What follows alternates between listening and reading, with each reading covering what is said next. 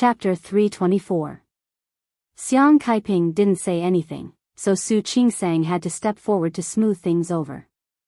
With her around and Mengwan, the atmosphere wasn't cold anymore. Xiang Kaiping gave Su Qingsang face, so she smiled brightly when she saw Su Qingsang.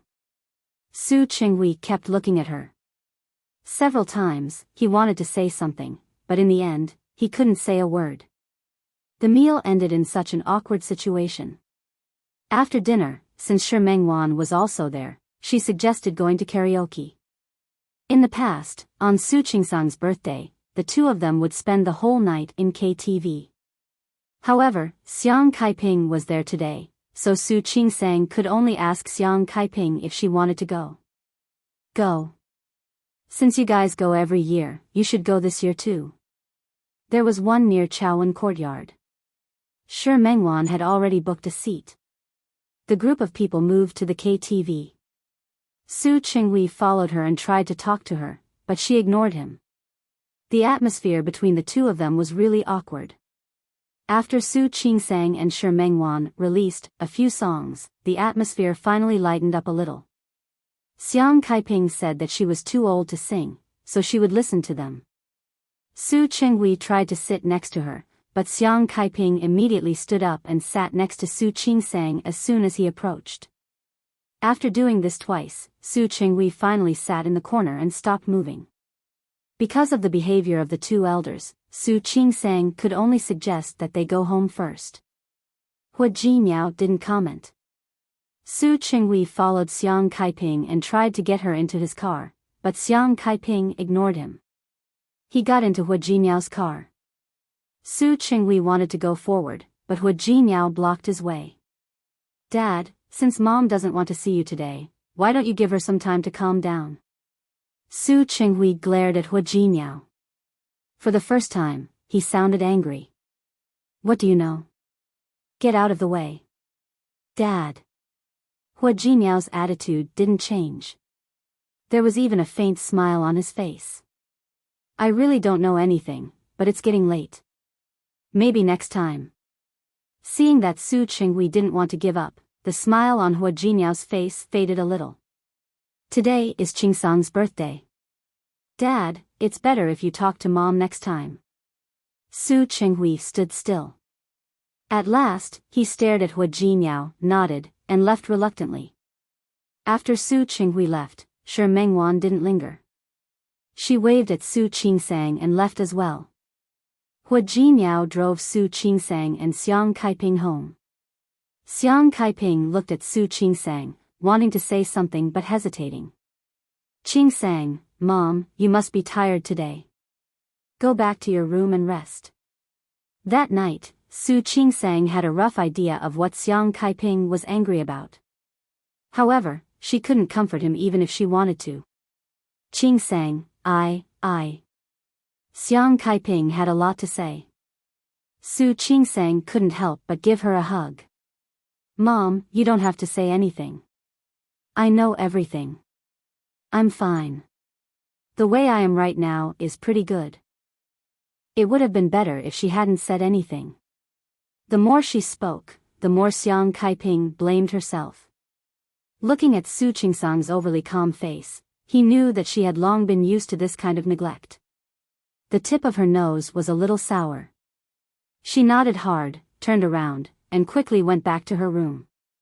Su Qingsang looked at her back and turned to face Hua Jinmiao. What's wrong? Hua Jinmiao noticed that she didn't look well. Are you unhappy? Are you angry too? Chapter 325. She was an illegitimate daughter, and Su Qinghui married Li Qianxue. If he didn't ignore her, would he treat her well? If that was the case, her position in the Su family might be even more awkward. Li Qianxue's dislike and Su Peixian and her brother's difficulties might be too much for her to bear. I don't think your mother reacted too much today. I think your father was strange today. Those emotions weren't the emotions of seeing a long-lost lover. Hua Jinmiao thought about Su Qinghui's behavior today. He had an inexplicable feeling that something was wrong, but he couldn't figure out what it was. What's wrong? Su Qingsang didn't notice it. She wasn't close to Su Qinghui. I haven't seen my mother for decades. It's normal to be emotional when she suddenly sees her. No. It wasn't that kind of emotion. Although Hu Jinmiao was young, he had dealt with all kinds of people over the years. He could still distinguish Su Qinghui's eyes. Then what do you think is wrong? Su Qingsang thought for a long time but didn't find anything wrong. Okay. Maybe I'm thinking too much. Working in the business world every day and scheming seemed to have made her mind not pure. You're thinking too much. Su Qinghui's expression suddenly changed. I'm actually a little worried now. Worried about what? I thought that my father would never find out that my mother is back. But now, not only did he find out, but he also ran into her. Looking at his behavior today, I think he might cause some trouble. The peace of the Su family in the past decades is probably going to be broken. What followed was the possibility that her peace would also be broken. Su Qingsang didn't like that feeling. What's there to worry about? Hu Jinmiao pulled her body into his arms. When the time comes, I'll take you and our mother back to Rome City. You're not in Lin City, and they won't bother you. Su Qingsang looked at him and seriously considered the feasibility of his words for the first time. That's fine. My mother is used to living in Rome City anyway. I think she won't have any problems adapting. Honey. Hu Jinmiao suddenly covered his chest with an uncomfortable expression. My heart hurts. What's wrong? Su Qingsang suddenly became a little nervous because of his expression. Are you okay? My heart really hurts. I've asked you so many times to come to Rome City with me, but you refused. Now that I'm leaving with your mother, you're finally willing. Honey, don't you think you're treating me too badly? How can this be the same? Su Qingsang was about to lose to him. How is it different? Hu Jinmiao put his arms around her waist. I don't care. I'm sad anyway. You have to make it up to me. How do you want me to make it up to you? Su Qingsang looked at him, knowing that he was going to make some outrageous demands again. Come, let's go out for a while. As Hu Jinmiao spoke, he suddenly took her hand and led her outside. So late? It was almost 11 o'clock. Let's go. Hu Jinmiao didn't give her a chance to refuse and pulled her out of the door. Su Qingsang didn't know what he was up to, but she still followed behind him. The two of them went downstairs. They didn't drive, but crossed the road and went to a park across the neighborhood. Su Qingsang had been here once before, but it was late at night. What did Hu Jinmiao want to do? Hu Jinmiao. Chapter 326. Su Qingsang let Hu Jinmiao hold her hand and walked all the way to the center of the park. There was a man-made lake there. The lake was very big. In the past, there used to be boats on it. But now it was a little cold. The wind blew, and Su Qingsang felt cold. Hu Jinmiao put his arms around her shoulders and looked at Su Qingsang under the night sky. There were only small lights on the ground in the park. The whole environment looked mysterious and hazy. Honey, today is your birthday. You haven't made a wish yet. She really hadn't made a wish. When she was cutting the cake, she was thinking about Su Qinghui and Xiang Kaiping. Come on, now close your eyes and make a wish. Hu Jinmiao suddenly reached out and covered her eyes. Su Qingsang's eyes were dark. The only thing she could feel was Hu Jinmiao's warm palm. Make a wish? Just as the wish flashed through her mind, she heard a sudden loud noise.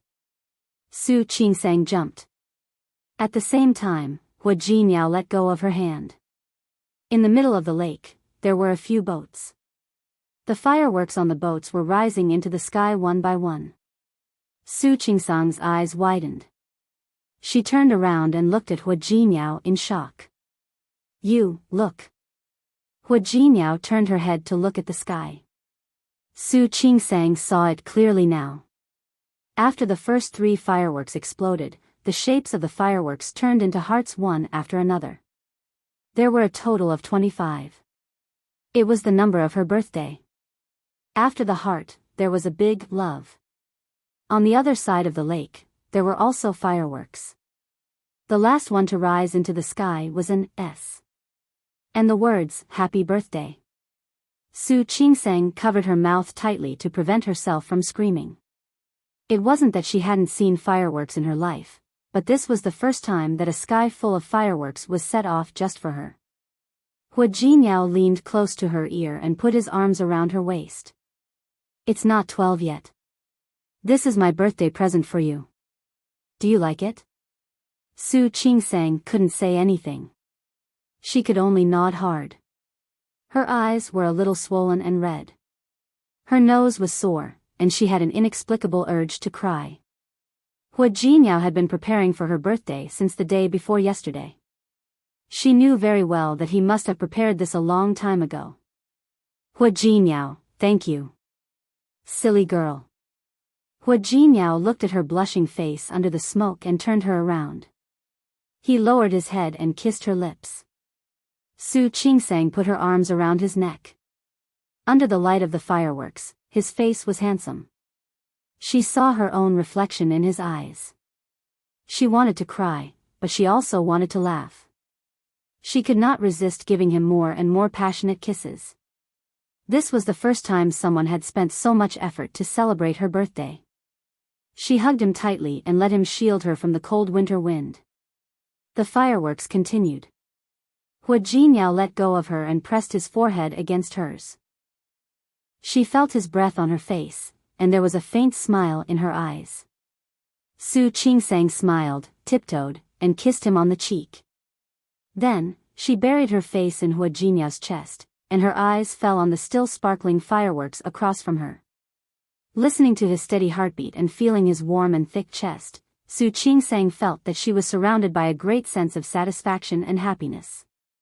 She suddenly raised her head to look at him. Her clear eyes looked even more dazzling under the fireworks. Chapter 327. Hua Jinyao's lips curled up because of her words. It was obvious that he was in a good mood. Hua Jinyao, I like you. Su Qingsang said it again. Hua Jinyao picked her up and kissed her lips again. Their lips touched, and it was indescribably lingering.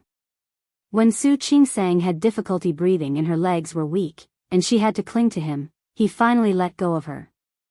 Me too. His deep voice responded with 3 simple words. Su Qingsang wanted to laugh again.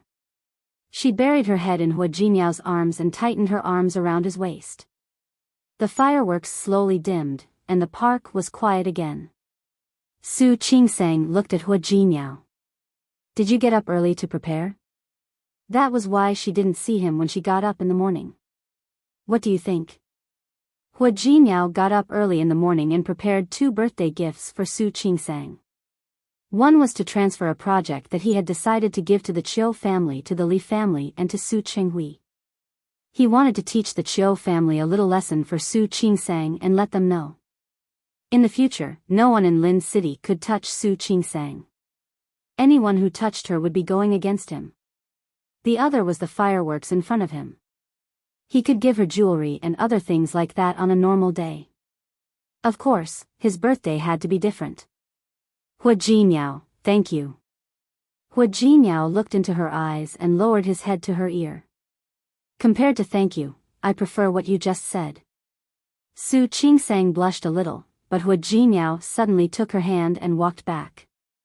Let's go home. Tell me slowly when we get home. Su Qingsang blushed even more. Her face didn't feel cold anymore. Not only was it not cold, but it was also a little hot. Hua Jinyao saw her shy little face from the corner of his eye. He suddenly squatted down and said, Come, get up. What are you doing? I'll carry you back. Stop it. Su Qingsang blushed. I can walk by myself. You come up. I'll carry you or carry you.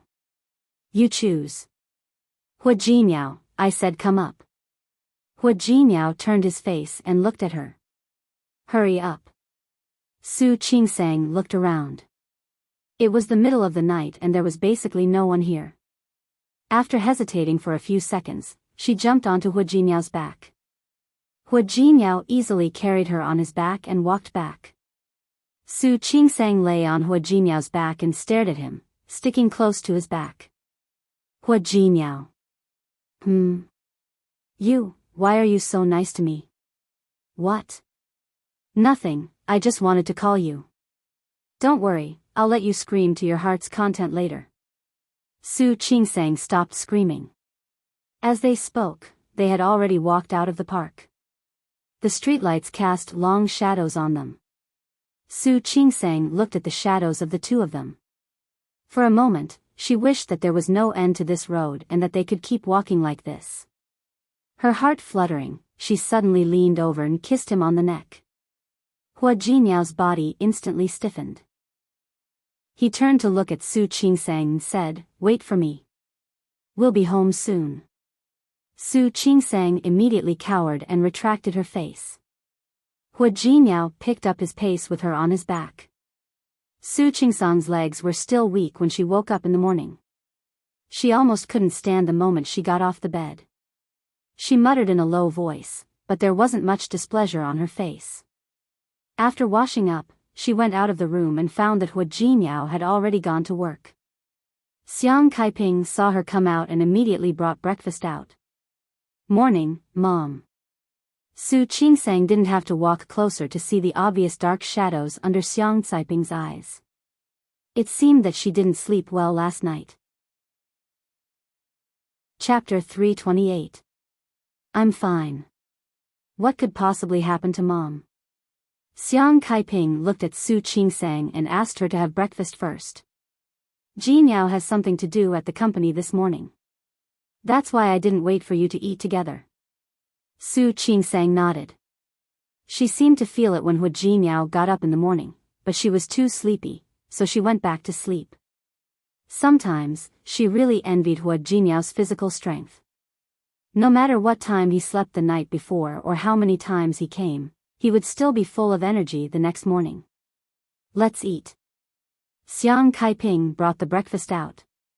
Su Qingsang walked closer and found that Xiang Kaiping not only had dark circles under her eyes, but her eyes were also a little swollen.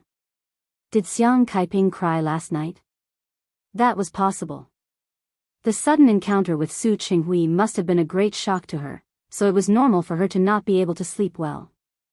Seeing her like this, Su Qingsang felt sorry for her, but at the same time, she felt a little conflicted. After finishing most of the porridge in front of her, Su Qingsang looked at Xiang Kaiping tentatively. "Do you want to go back to Rong City?" "Back to Rong City?" Xiang Caiping's expression changed instantly. You want Mom to go back to Rong City?" "I don't want you to go back. I want us to go together." Su Qingsang was afraid that she would misunderstand, so she quickly explained. "Hua Jinyao actually mentioned to me before that he wanted me to go to Rong City with him. But I work here, and I have no other relatives or friends in Rong City. So I'm not very willing, but if you don't want to stay in Lin City, then we can go back to Rong City. Jinyao is also from Rong City." Xiang Kaiping heaved a sigh of relief when she realized that she wasn't trying to chase her away. "I'm fine. Qingsang, I acknowledge you. From now on, I'll be wherever you are." Su Qingsang nodded, knowing that this was actually the best result. She lowered her head and continued to eat. In the end, she didn't ask about Su Qinghui again. Whether Xiang Kaiping was willing or not, it was a fact that Su Qinghui was already married. It was impossible for them to be together now. Since that was the case, why should they stay and see each other from time to time and increase the sadness? After lunch, Su Qingsang picked up her bag and went to work. Before she left, she looked at Xiang Kaiping and said, "Mom, if you feel bored at home, go out for a walk." "It's okay, I'm not bored." Xiang Kaiping looked at Su Qingsang. "I bought wool yesterday. I was thinking of knitting a sweater for you." "Mom, if you have nothing to do, you can watch TV or take a walk outside. If you have nothing to do, you can go to the neighborhood downstairs and dance with the other aunties and uncles. Don't overwork yourself. Don't worry, I won't be tired. I just can't stay idle. In fact, when she was in Rome City, she could sit at home alone for a day. But now that she had a daughter, she always felt that it was not enough to do anything for Su Qingsang. Okay, I'll go to work first. After Su Qingsang left, Xiang Kaiping cleared the table. In fact, Hua Jinyao had mentioned this a few times. He had asked a part-time worker or a nanny to clean up, but he didn't let her do it. However, in the past 20 years, Xiang Kaiping had done everything for her daughter. Now that she could do something for her daughter, she was so happy. How could she feel tired? Just as she was about to take out the wool, the doorbell rang. When she saw Su Qinghui standing outside, Xiang Kaiping wanted to close the door without hesitation. However, Su Qinghui was one step faster than her. He blocked her movement and squeezed through the door. When Xiang Kaiping saw Su Qinghui, she was furious. She opened the door and forcefully pushed Su Qinghui out. Chapter 329. Leave. Xiang Kaiping tried to push Su Qinghui a few times, but he didn't budge. Kaiping, don't be like this. Calm down. Su Qinghui wouldn't leave. He stubbornly squeezed through the door and closed it. Xiang Kaiping tried to push Su Qinghui out, but he didn't budge. Seeing him come in, the anger on her face became more obvious. Get out, get out. This is your daughter's house. You're not welcome here. Kaiping. Su Qinghui's lips moved. He wanted to explain, but when he saw Caiping's expression, he swallowed his words. Calm down. Give me a few minutes. Let me finish what I want to say. I have nothing to say to you. Xiang Kaiping didn't dare to think about it. Su Qingsang had suffered so much in the years she wasn't by her side. Her heart ached when she thought about it. The more her heart ached, the more she hated Su Qinghui. Kaiping. Su Qinghui's voice was tired. He didn't go home yesterday. He stayed in the company. He didn't sleep all night, so he looked extremely haggard. Can you calm down? 20 years had passed, and so much had changed. The gentle little woman in his memory became old and sharp at the same time. Xiang Kaiping took a deep breath and turned to look at Su Qinghui. I'm very calm. If I wasn't, I would want to kill you right now.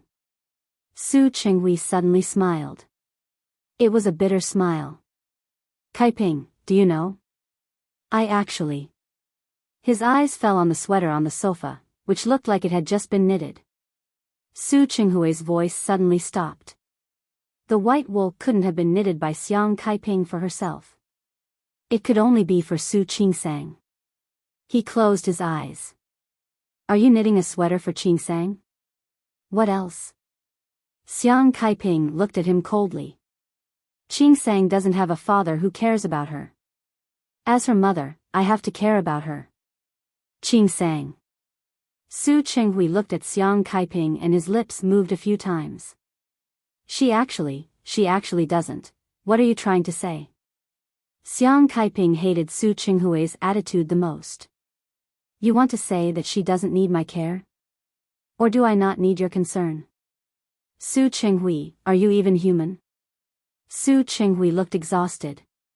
Looking at Kaiping, he suddenly smiled. Yes. I'm not human. I'm not human. I'm not a human. He said 3 sentences in a row and took a step back. I'm not human. I abandoned you for my future, for myself. I'm not human. I did it for, he suddenly couldn't continue. He waved his hand. She exuded a sense of helplessness. Kaiping. You really don't have to be too nice to Qingsang. She. Su Qinghui. Xiang Kaiping was furious. She didn't expect Su Qinghui to say something like that at a time like this. I must have been blind to believe that you would treat my daughter well. I trust that you will treat my daughter well. I must have lost my mind to hand my daughter over to you. I must have thought that you would protect her, take care of her, and let her live a happy life. Why am I so stupid? How could I believe you? You've already betrayed me once. Why should I trust you? Chapter 330. At this point, Xiang Caiping's voice sounded like she was about to cry. Her eyes were red, and she was so overwhelmed with emotions that she couldn't control herself. You betrayed me, you hurt me, and I endured all of that. I understand the situation you were in. I understand it all. But you shouldn't have treated my daughter like this. If you didn't want to, you could have abandoned her. If you didn't want her, would have taken her away. I would have taken good care of her. I would. Xiang Caiping couldn't continue. Su Qinghui's attitude had revealed too many problems. She pointed at the gate. Su Qinghui, get out. Get out of here before I do anything to kill you. I'm telling you, I will never forgive you. Never. Su Qinghui looked at Xiang Caiping. He had a lot to say, but he held it in. There was no need to say more. There was really no need to say more. Caiping, one day, you will understand that everything I do is for you. For our child. Get out. Xiang Caiping was so angry that her head was starting to hurt. Get out. Su Qinghui's lips were pressed into a straight line. He was still elegant and graceful. But there was endless exhaustion in his eyes. He turned to leave, stumbling a little. Before he left, he looked at the ball of white wool and clenched his fists by his side. He was right, he thought. He couldn't be wrong. He walked away, his steps more determined than before. After he left, Xiang Caiping's body went limp and she sat on the ground. How did the man she had truly loved become like this? Was Su Qinghui really the man she had loved? Qiu Zhenjiu was still sleeping, but Qiu Yanba pulled her up. Get up. Brother? Qiu Zhenjiu was still asleep. She turned over and wanted to go back to sleep. Qiu Yanba didn't give her the chance. He pulled her up forcefully. Qiu Zhenjiu, wake up. Tell me, what did you do at the Su family's party the day before yesterday? Qiu Yanba hadn't gone to Su Peijian's birthday party. After all, he had broken off his engagement with Su Peijian, so it wasn't appropriate for him to go. Moreover, Su Peijian knew about his feelings. It would be awkward if they met again. It just so happened that the Zhou family had a business deal to discuss in Harbor City, so Qiu Yanba went on a business trip. Last night, when she came back, she had wanted to talk to Hu Jinyao about the project that she had previously set. When she arrived at the company, she heard that Hu Jinyao had given the project to Su Qinghui. In terms of strength, the Zhou family was not inferior to the Su family in the slightest. Moreover, they had previously agreed that the Zhou family would be in charge of this project. Qiu Yanba didn't know what went wrong, so he contacted Hu Jinyao immediately. Hu Jinyao only said, "Why did I do this? Why don't you ask your good sister?" Qiu Yanba didn't even make a phone call and went straight home. Qiu Zhenjiu, explain yourself. What did you do during Su Peijian's birthday party? Qiu Zhenjiu was no longer sleepy because of Qiu Yanba. She sat up angrily and said, "What can I do? What do I have to do? Aren't you my brother? Why are you throwing a tantrum at me as soon as you come back?" Qiu Yanba stared at Qiu Zhenjiu's face and suddenly thought of something. Don't tell me you touched Su Qingsang. Who touched her? Qiu Zhenjiu was furious at the mention of this. All I did was pour a glass of wine on her. Why don't you ask her what she did to me? Chapter 331. Qiu Yanba raised his arm and was about to slap Qiu Zhenjiu. Qiu Zhenjiu blushed at his action. Qiu Yanba, are you my brother? Who are you helping? Your sister was wronged, but you didn't stand up for me. Now you want to hit me? I'm going to tell Dad. Are you done? Qiu Yanba was furious, but he didn't slap Su Qingsang. Do you know that Hu Jinyao gave the Su family a project that our company had previously negotiated with him? Do you know how much that project cost? Do you know how much our company lost because of that glass of wine? Qiu Junjiu was dumbfounded. She looked at Qiu Yanba and couldn't believe what he said. Is Hu Jinyao crazy? How is that possible? I'm just... She suddenly lifted the quilt and was about to get out of bed. I'm going to look for him. What are you looking for? What's the point of looking for him? Qiu Yanba grabbed her arm. I'm telling you, next time, stay away from Su Qingsang. Brother, get this straight. She bullied me too. Qiu Junjiu was furious. Qiu Yanba didn't want to reason with her.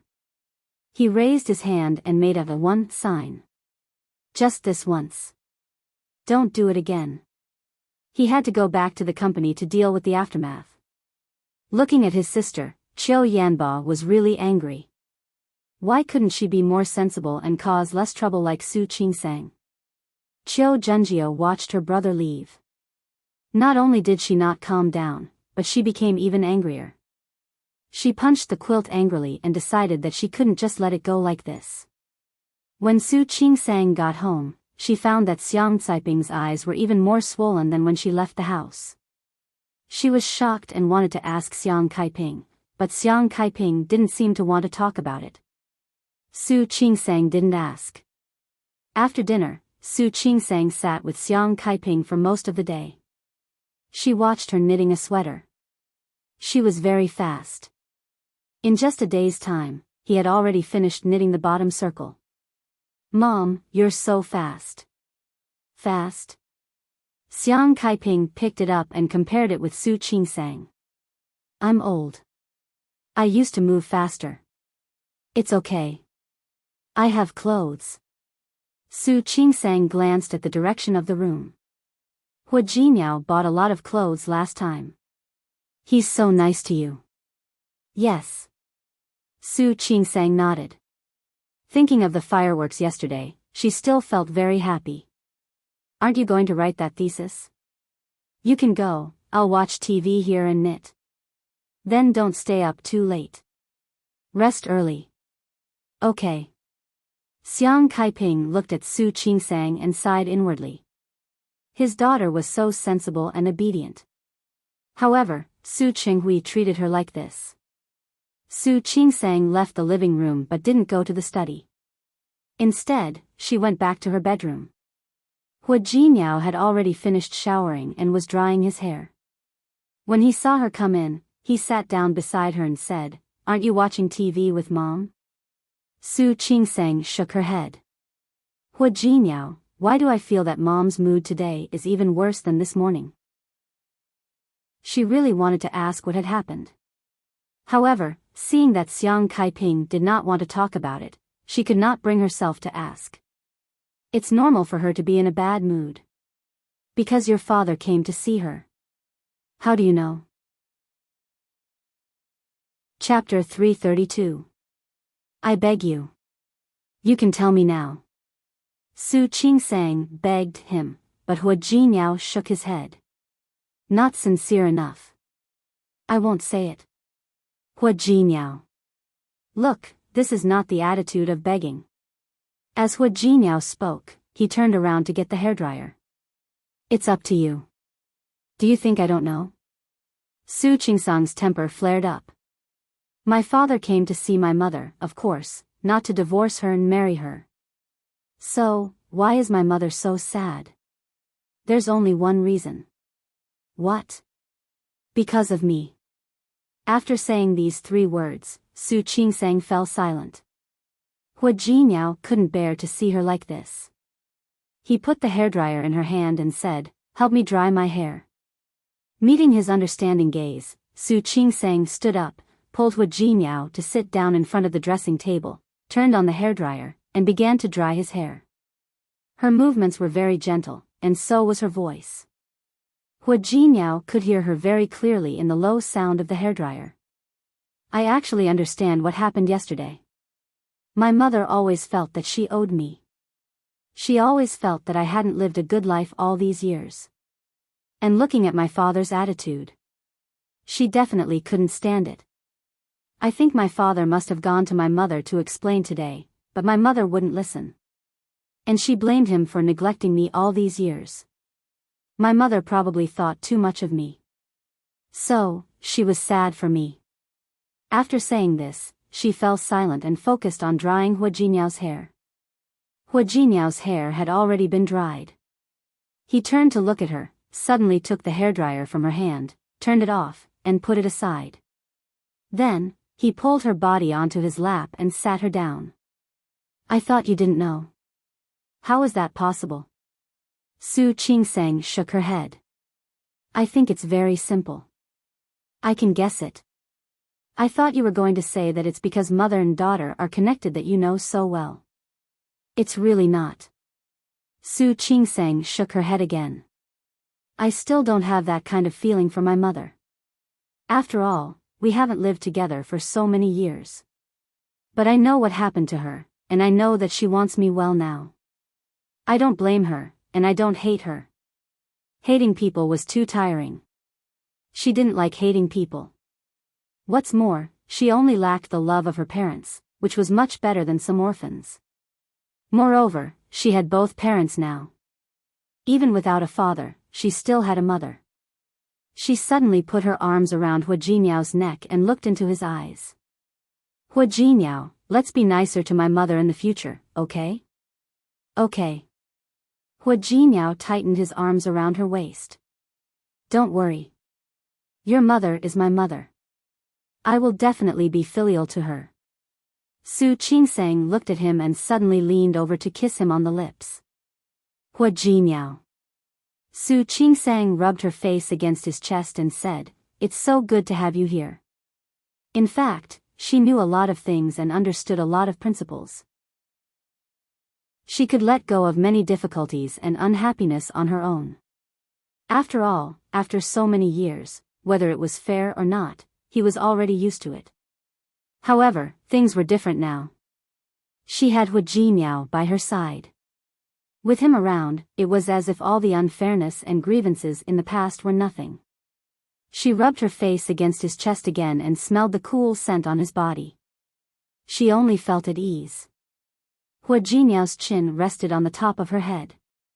He smelled the faint fragrance on her body, and the corners of his lips curled up slightly. However, when he thought about what had happened in the past few days, his eyes suddenly narrowed.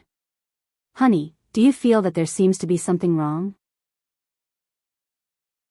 Chapter 333. Hua Jinyao's eyes were deep. He was thinking about what had happened yesterday and what had happened before. Your father and Li Qianxue have been together for so many years, but they don't have a good relationship. Yesterday, your father was very excited to see your mother, which means that he can't forget her. But if that's the case, it doesn't make sense. What doesn't make sense? Su Qingsang raised her head and looked at him. What are you trying to say? Hua Jinyao felt that something was wrong when he saw Su Qinghui yesterday. Seeing Kaiping today made him feel even more strange. Look, if your father loves your mother, then it doesn't make sense for him to treat you, the child of the woman he loves the most. What doesn't make sense? Su Qingsang thought it made sense. No matter how much he loved my mother, it was all in the past. Think about it, how many years have passed? What's more, the Li family's power is right there. Even if he wants to be nice to me, he can't. Even if he wants to be nice to me, he has to care about the Li family, right? No, he didn't. If Su Chenghui was a person who cared about the Li family, then he and Li Qianxue wouldn't just maintain a respectful relationship on the surface. Moreover, his recent cooperation with the Li family had increased the opportunities for them to meet. He felt that Su Chenghui's attitude toward the Li family was definitely not a concern. In the Li family, even though Su Chenghui was only a general manager, his words carried a lot of weight. Moreover, Li Qianxue didn't seem to have any intention of competing with him for power. In many cases, Li Qianxue was just a figurehead, and Su Qinghui did the rest. If Su Qinghui wanted to care about Li Qianxue, then he wouldn't have the power he had today. Hua Jinyao narrowed his eyes and fell into thought. Somehow, he felt as if he had overlooked something crucial. What was it? A bold idea flashed through Hua Jinyao's mind. What's wrong? Su Qingsang found that Hua Jinyao's face was a little serious, so she couldn't help but raise her hand and wave it in front of his face.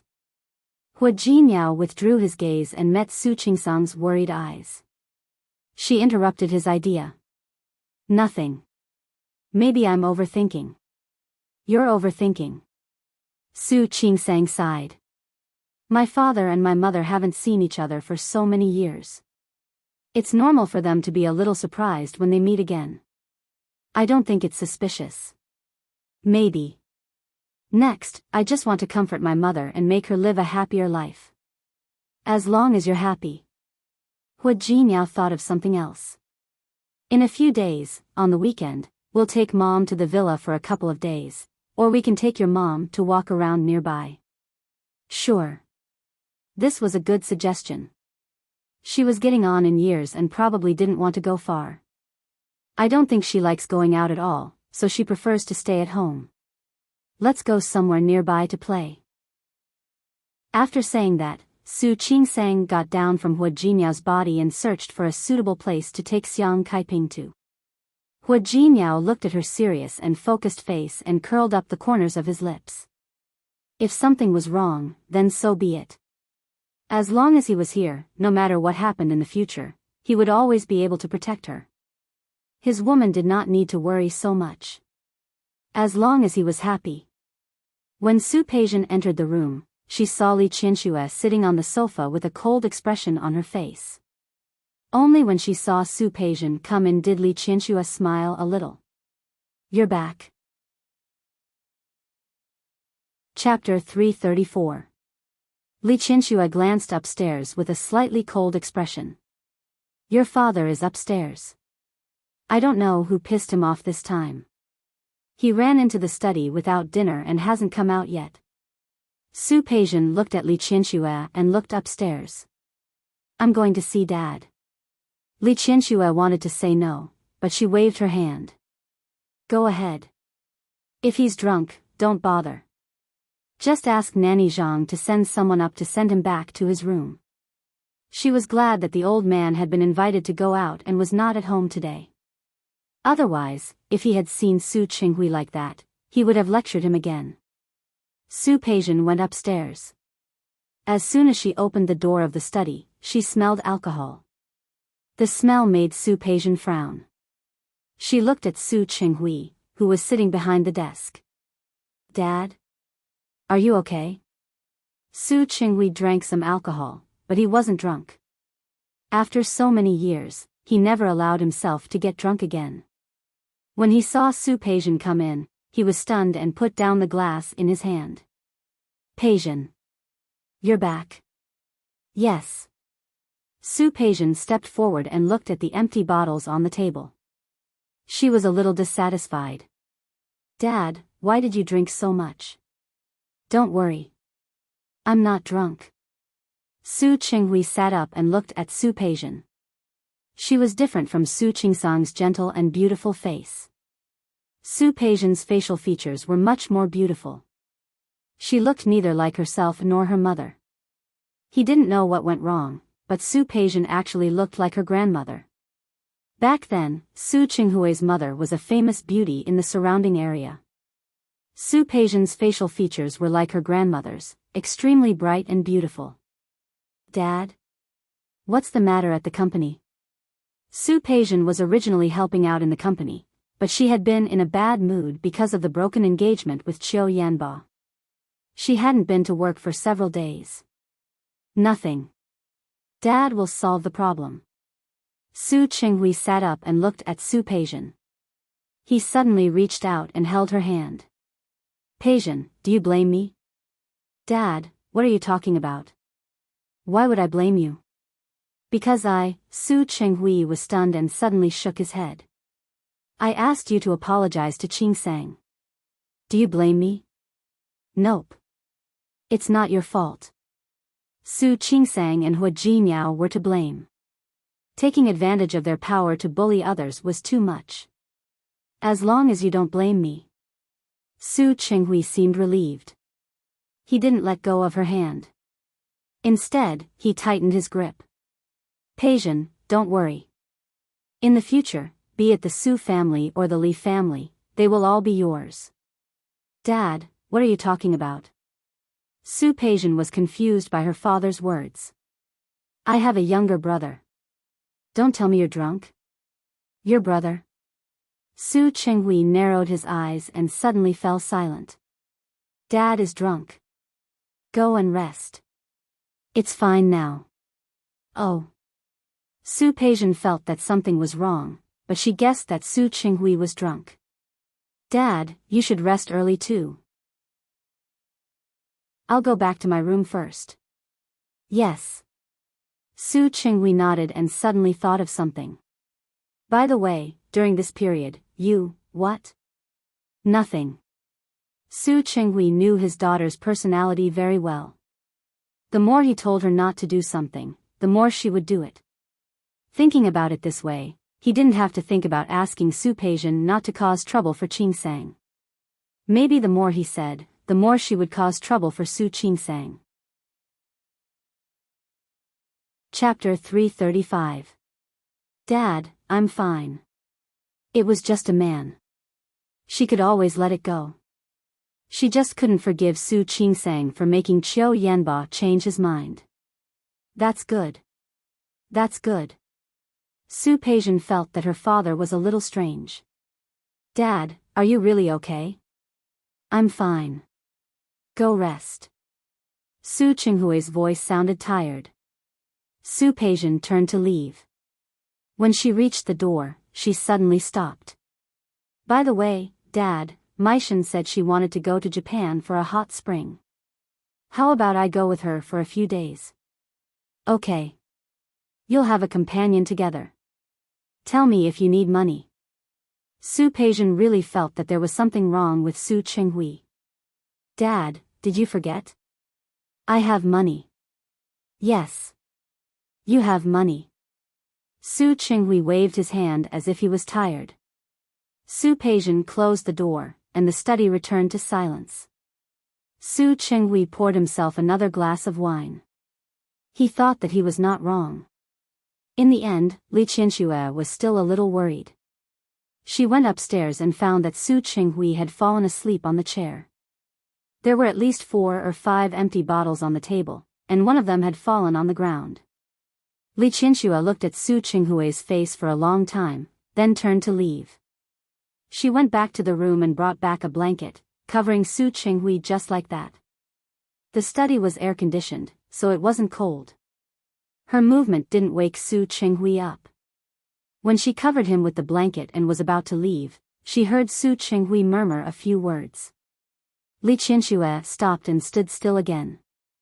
This time, she heard clearly that Su Qinghui said, I'm not wrong. I'm not wrong. Wrong? What was wrong? Li Qianxue frowned slightly, and her exquisite makeup showed a hint of contemplation. When Hua Jinmiao came back from morning exercise, Su Qingsang had just woken up. She hadn't gotten up yet and was playing with her phone on the bed. When she saw him come in, she turned over and half-propped herself up to look at Hua Jinmiao. I looked around. The scenery of Little West Lake is good. I've been there before, but in recent years, some of the gardens that weren't open before have been opened again. We should go and have a look. You decide. I've checked. It only takes 2 hours to drive there. That way, my mom won't be too tired. That Little West Lake was 2 hours away from downtown Lin City. Because of the beautiful scenery, it was called Little West Lake. Su Qingsang had been there once when she was in university. Sounds good. Hua Jinmiao sat down by the bed. You decide. Yes. That's settled then. Actually, isn't it New Year's Day in 2 days? Do you want to go somewhere far away? Hua Jinmiao had a good suggestion.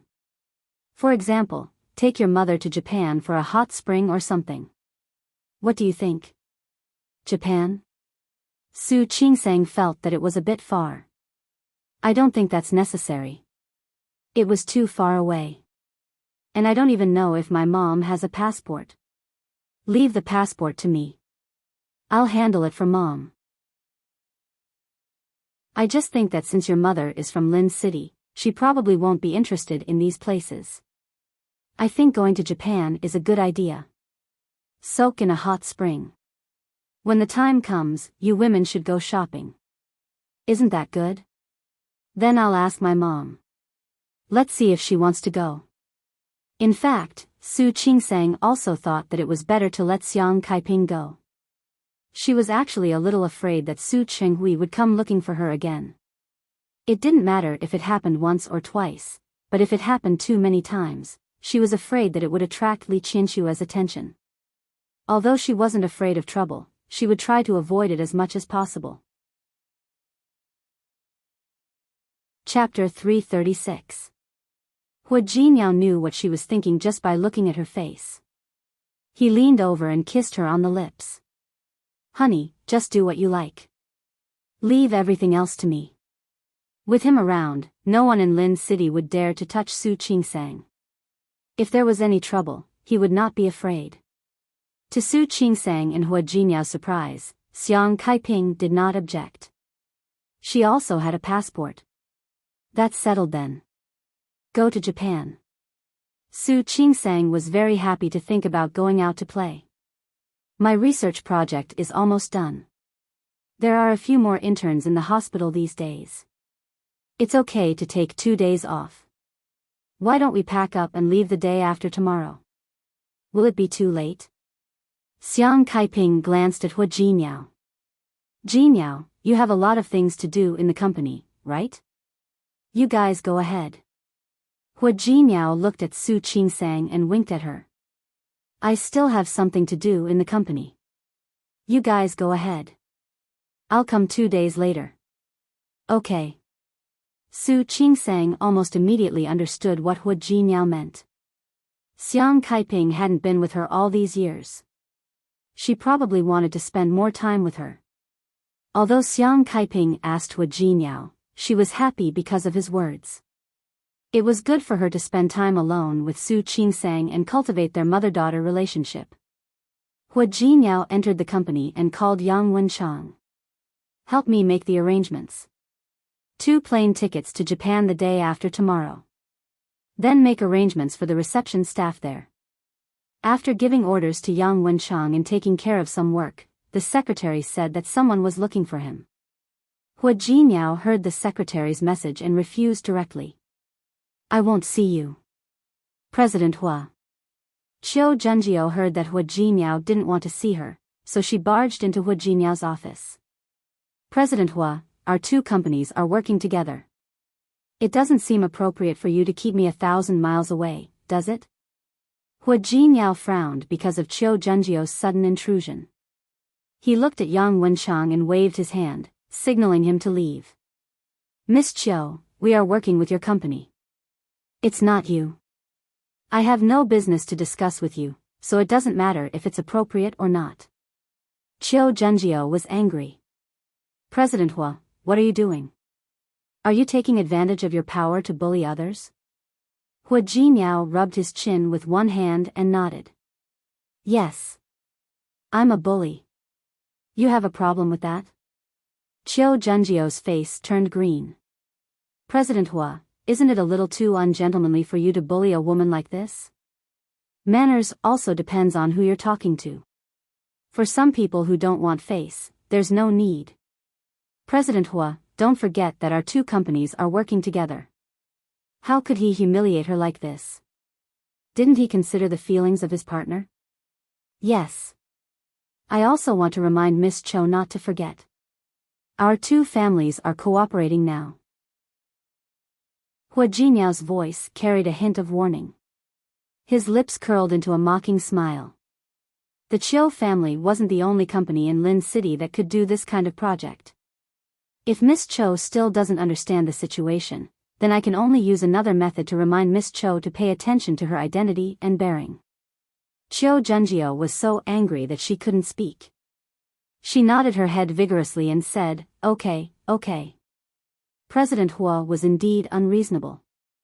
No wonder he married an illegitimate daughter for some shameful reason. Chapter 337. What? Chiu Junjie took a deep breath. What? Are you playing dumb now, President Hua?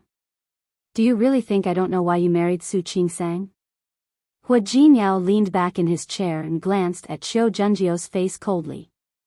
What are you trying to say, Miss Chiu? I'm saying that you married Su Qingsang for some unspeakable reason. Chiu Junjie looked at Hua Jinyao and thought of Chiu Yanba's warning to her. She was furious. President Hua, you have a great status and style. You are furious because of your beauty. You gave up the collaboration with our company to someone else just because Su Qingsang. You are so nice to Su Qingsang. Isn't it because you feel guilty? Why would I feel guilty? Hua Jinyao's gaze turned cold as he stared at Chiu Junjie. Miss Chiu, I sincerely hope that you will watch your words and actions. After all, if you cause trouble for the Chiu family, I'm afraid that even your brother and father will not be able to handle it. Don't be in a hurry to threaten me. Chiu Junjie was furious. She looked at Hua Jinyao's gloomy face coldly. I heard some interesting gossip when I went to Rome City last time. Given your status, President Hua, I'm sure you don't care to know such gossip, right? Hua Jinyao narrowed his eyes. His handsome face flashed with coldness. What are you trying to say, Miss Chiu? I know that you have not signed a contract with Li Corporation for that project. I want to say that this project should be given to the Chiu family. Hua Jinyao stared at Chiu Junjie's face and suddenly stood up. He walked around the desk and stood in front of Chiu Junjie. Chiu Junjie looked at him with a playful and provocative smile. Hua Jinyao suddenly reached out and grabbed her neck. Chiu Junjie, right? Do you know what I hate the most in my life? He tightened his grip and said in a voice even colder than before, I hate being threatened the most in my life. Choked by him, Chiu Junjie could no longer breathe. Her face was flushed and she stared at Hua Jinyao with wide eyes in disbelief. You dare, there's nothing I don't dare to do. Hua Jinyao sneered. His eyes were cold, sharp, and vicious. I don't have the habit of hitting women. But if I were to strangle you right now and throw you out of this window? When the time comes, do you think others will believe you if you say that you failed to woo me and committed suicide by jumping off a building? Chiu Junjie was frightened by him. Her entire face turned pale. You can't, you lunatic, it's good that you know. Hua Jinyao let go of her. Chiu Junjie's body went limp and she fell to the ground. He looked down at her coughing non-stop and said coldly, Miss Chiu, let me remind you. If I were you, I would behave myself and keep a low profile. You also said that our two families are working together. Since we're working together, it's better not to cause trouble for the other party. Don't even think about the previous project. If you know your place, don't mess with my wife, and don't mess with me. In future projects, we may have more opportunities to cooperate. As he spoke, Hua Jinyao squatted down and stared at Chiu Junjie's face. Miss Chiu is such a smart person, you should know how to choose, right? Chiu Junjie took a long time to recover. When she looked at Hua Jinyao again, she felt as if she was looking at a demon from hell. Chapter 338. Chiu Junjie quickly stood up. Her hands and feet were a little weak. She nodded repeatedly. I got it. Please. Hua Jinyao took a step back with a calm face. Remember to say hello to Mr. Chiu for me. Chiu Junjie nodded and left as if she was escaping. After she left, Hua Jinyao straightened his clothes and returned to his seat to deal with the rest of the work calmly. When Su Qingsang came out of the hospital, she saw Hua Jinyao waiting for her with a bouquet of roses in a very high-profile way. She was shocked. She looked around and found that many people were looking in his direction. She was embarrassed. What are you doing? Su Qingsang quickly walked forward and wanted to push him into the car immediately. I'm picking you up from work. Hua Jinyao smiled brightly and put the bouquet of roses in front of Su Qingsang. Flowers for a beauty. Why are you giving me flowers? Su Qingsang took the roses from his hand. What day is it? Can't I give you flowers if it's not a special day? Hua Jinyao put his arms around her waist. Honey, it's not good for you to think like that. Su Qingsang stepped back a little and stared at Hua Jinyao's face. There was a touch of playfulness on her beautiful face. Really? Why do I feel that being unaccountably solicitous is a thief? Honey. Hua Jinyao looked at Su Qingsang deeply. There was a flash of hurt in his eyes. Do you have so little confidence in yourself? All right, I'm joking. Su Qingsang bravely leaned forward and kissed him on the chin. Thank you. I like it very much. They got in the car and Hua Jinyao told her about his arrangements. The plane tickets have been booked. The day after tomorrow morning. The itinerary is also arranged. When you get there, there will be a tour guide who understands Chinese with you. Okay. Su Qingsang looked at Hua Jinyao with obvious gratitude in her eyes. Thank you. Hua Jinyao smiled and his eyes were obviously happy. You're welcome. I'll personally receive the gift tonight. Su Qingsang blushed again. Hua Jinyao couldn't be serious for more than 3 minutes. Li Qianxue looked at Su Qinghui's assistant and gently knocked on the table. Are you sure he hasn't been acting strangely recently? No. The assistant shook his head. President Su has been busy with the cooperation project with Tianyu Group recently. Originally, one of them was given to the Chou family, but it was given to Tianyu, so Mr. Su has been very busy recently. Li Qianxue didn't say anything. In front of her was the financial report of the Li Group for the latest quarter. The increasing figures on the report also proved Su Qinghui's ability. A few days ago, a few downstream partners invited Mr. Su to a meal. But this kind of meal is very common. The assistant arranged the dinner and left after showing up. Therefore, he didn't know that Su Qinghui had left first. You can leave first. Li Qianxue felt that something was wrong. By the way, if anything happens to President Su, remember to let me know. Yes. The assistant had been trained by Old Master Li. Later, because Su Qinghui had no one he could use, he gave it to him. After going to Su Qinghui's side, he could be considered to have helped Su Qinghui wholeheartedly. But occasionally, Li Qianxue would call him to ask some unimportant things. Naturally, he also knew not to offend either side. He knew what could be said and what couldn't be said. Because of this, Su Qinghui had kept this assistant. Chapter 339. Li Qianxue stared at the financial statement and thought about Su Qinghui's performance over the past 2 decades. Putting aside the fact that he didn't love her and had never touched her. He was almost a good husband. He didn't fool around and didn't fool around. He worked hard and was very resourceful. More importantly, Su Qinghui had never sought any benefits that didn't belong to him. He had no extra expenses in the past few years except for normal social activities and normal expenses. Also, for so many years, Su Qinghui had never used his position in the Li's group to do anything shameful. What he was getting now was what he deserved through his hard work, normal dividends and salary. She used to worry that Su Qinghui would marry her and agree to be with her to get revenge. Maybe he would do something to the Li group. However, Su Qinghui didn't. Not only did he not, but he also worked hard to bring the Li group to a higher level. As time went by, not only did Old Master Li admire him more and more. Even she began to relax and no longer had the doubts she had at the beginning. Li Qianxue rubbed her eyebrows and comforted herself. Maybe she had heard wrong that day, or maybe Su Qinghui was dreaming. Su Qinghui hadn't shown anything wrong for more than 20 years. She thought she might be overthinking. Su Qingsang and Xiang Kaiping got on the plane.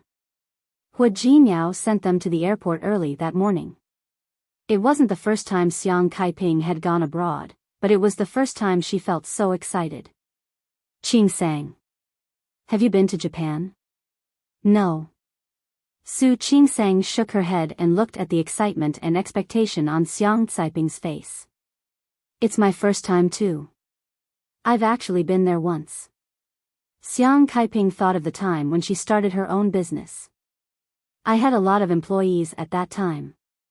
Some of them did well, and the company decided to reward them. They were asked to travel abroad. I went with them a few times. Mom, the benefits in your company are so good. Su Qingsang held her hand and was getting used to being close to Xiang Kaiping. You've been there already. Is it not fresh? How can it be? Xiang Kaiping shook her head. We didn't know anything at that time. We went around and didn't know anything. Then you have to have fun this time, Mom. Let go. Sure. Xiang Kaiping patted Su Qingsang's hand. As long as I'm with you, I'll be happy even if I don't have to play.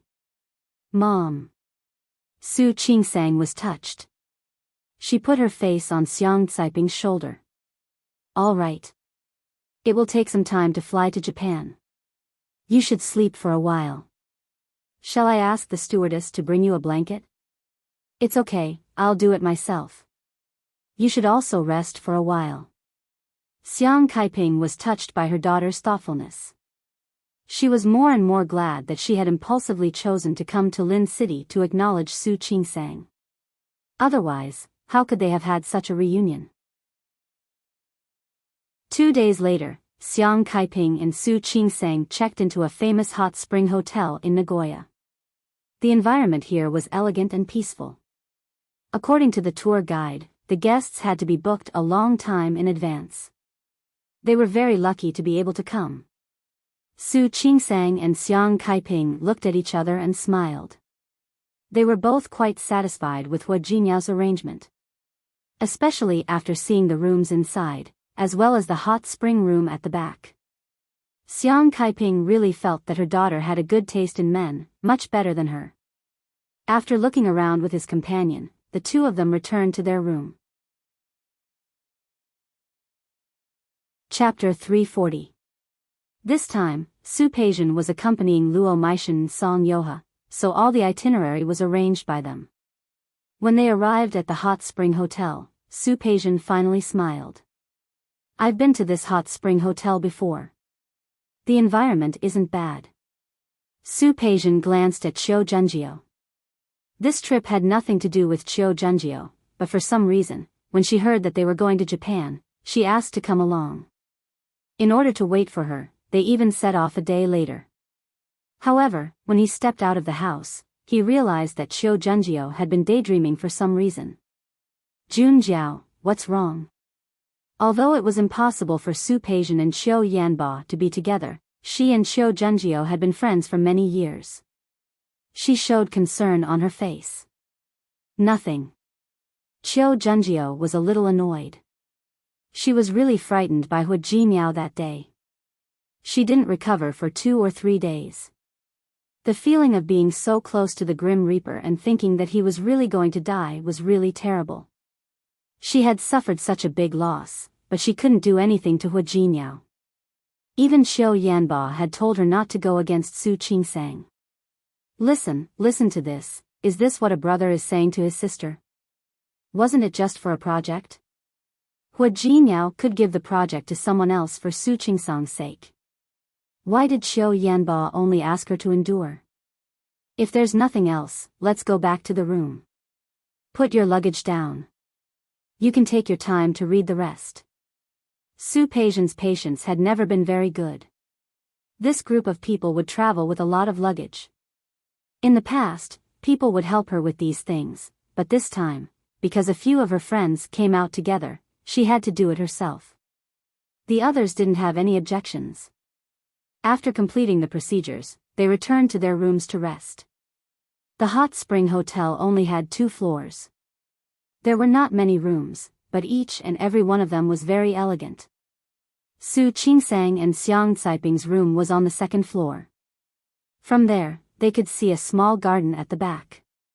Behind the garden was the hot spring. Every hot spring pool was surrounded and divided into 2 areas for men and women. "Mom, do you want to rest for a while? If you don't want to rest, we'll go down to eat. We'll soak in the hot spring tonight. There's no need to rest. We've been in the car for so long this afternoon. You should be hungry. Let's go eat something, then come back for the hot spring." "Yeah." Su Qingsang nodded. Japan was not a big place. Although it was a long drive, it was actually not tiring. The 2 of them casually packed up their things and went downstairs. At the same time, Su Peijian and the others had returned to their respective rooms. Su Qingsang and Xiang Caiping went to have dinner together. Then, they went to the hot spring pool that they had booked beforehand. The surroundings were so quiet that Su Qingsang could only hear the sound of their movements in the small pool. Xiang Caiping looked at Su Qingsang. Ever since she came, she had felt that Su Qingsang was too thin. Now that the mother and daughter were soaking in the hot spring with so little clothes on, they realized that their daughter wasn't skinny at all. She had all the places that were supposed to have flesh, and she actually looked very voluptuous. Fortunately, it wasn't like her. She had the typical petite figure of a southern woman. She was a little thin and not voluptuous. "Mom, what are you looking at?" Su Qingsang turned around and found that Xiang Caiping had been staring at her. Even though she was her own mother, she still felt shy being stared at like that. Chapter 341. Yes. Su Qingsang glanced at her phone. She hadn't received Hua Jinyao's call today. Maybe he's busy. Xiang Caiping had learned a little about Hua Jinyao's identity. He was indeed very busy. He often had to work overtime, socialize, and deal with a lot of things. Speaking of which, you've been married for half a year, right? Do you plan to have children? Xiang Caiping didn't think that having children would make a marriage stronger, but Su Qingsang was over 25 years old. At this age, it was the best time to have a child. No. Su Qingsang shook her head. Her smile was a little unnatural. It's still early. There's no rush. Ever since Hua Jinyao found out that she was taking birth control pills, he had been taking precautions. That was the tacit understanding between them. They both felt that it wasn't a good time to have children. Since that was the case, they would have children later. Seeing her like that, Xiang Caiping suddenly thought of a possibility. "Qingsang, you don't want children because of my relationship with your father, do you?" "Of course not." Su Qingsang denied without thinking. "I just feel that I'm still young and don't want to have children so soon." Xiang Caiping glanced at her and didn't say anything, but she knew that Su Qingsang wasn't telling the truth. She must have done it because of her, because Su Qingsang felt that she was an illegitimate daughter. Her biological father treated her like that, and she, as a mother, wasn't by her side before. Xiang Caiping felt a little sad. She didn't know where to start. She lowered her head and covered the tears in her eyes with the heat of the hot spring. Su Qingsang didn't know if Xiang Caiping believed her. She wanted to explain more, but Xiang Caiping already looked up at her with a faint smile. "This hot spring is quite comfortable. Didn't the waiter say there was scented tea? I want to have a drink. Do you want one? Let me get it." Su Qingsang got up to serve Xiang Caiping the scented tea as she spoke. Seeing that Xiang Caiping believed her, she didn't mention it for a while. Although it was comfortable to soak in the hot spring, they couldn't stay in it forever. Xiang Caiping was used to going to bed early, so they got up early and went back to their room to rest. Not long after they returned to their room, Su Peijian and the others left their room to soak in the hot spring. Xiang Caiping went to bed early, but Su Qingsang couldn't fall asleep.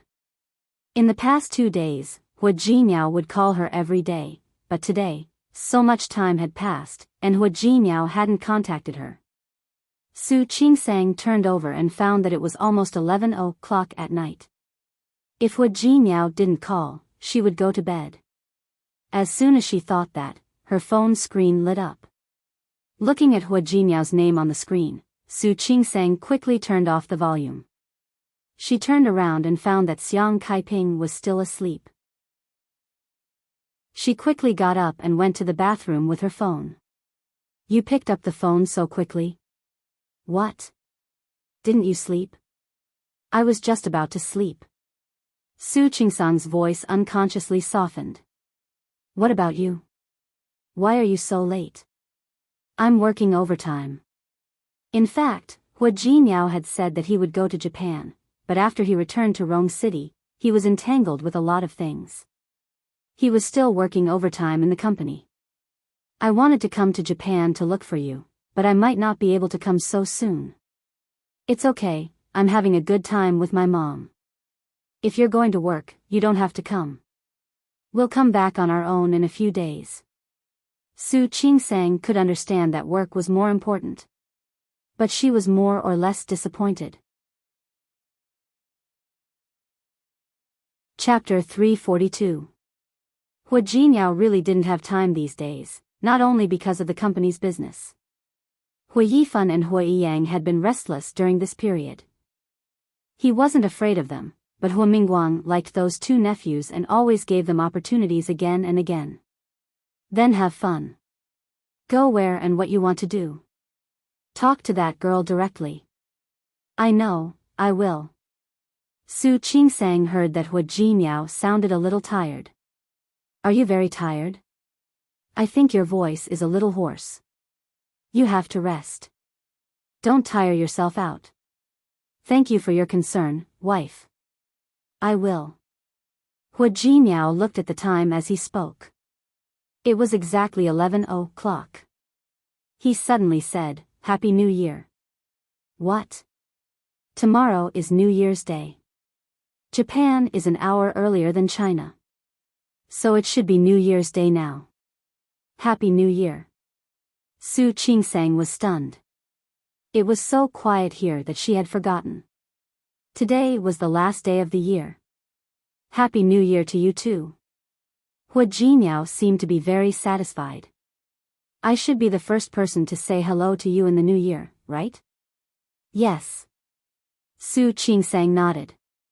"Do you want me to call you at 12 and be the first person to say hello to you?" "No need. Go to bed early. Otherwise, how can you have the energy to play tomorrow?" "Okay." He was always so considerate. Su Qingsang really felt warm in her heart. Hua Jinyao saw Yang Wenchang come in with a document with a serious expression. He made a gesture and spoke to Su Qingsang on the other end of the phone in a very low voice. "It's getting late. You should rest." "Okay. You too." After hanging up, the gentleness on Hua Jinyao's face completely disappeared. He stared at Yang Wenchang with burning eyes. "How's the investigation going? Is there any result?" Yang Wenchang took a few steps forward and put the document in front of Hua Jinyao. "President Hua, I've already checked, but there seems to be some discrepancy." "What discrepancy?" "Take a look first. You'll know after reading it." Hua Jinyao took the document from his hand. After casually flipping through a few pages, his eyes suddenly became sharp. "President Hua?" Yang Wenchang was a little nervous by his expression. Hua Jinyao waved his hand and said, "Go do something for me." Yang Wenchang listened to his instructions, nodded, then turned around and left. Hua Jinyao turned around and looked at the night sky outside the window. His eyes were deep. Su Qingsang went to bed soon after receiving Hua Jinyao's call. Early in the morning, she followed Xiang Kaiping out to eat the specialty noodles of a nearby noodle restaurant. After they finished eating, they listened to the tour guide introduce the fun places nearby. Su Qingsang nodded. Just as she was about to get into the car, she remembered that she had forgotten to bring her phone. I'm going back to get my phone. Su Qingsang glanced at her companions and Xiang Kaiping. Wait for me here. I'll be down soon. Do you want me to accompany you? I can go get it for you. Mom, I'm not a kid. I'm crossing a road with a cell phone. Wait for me, I'll be there soon. Su Qingsang hurriedly ran into the hotel room to get her phone.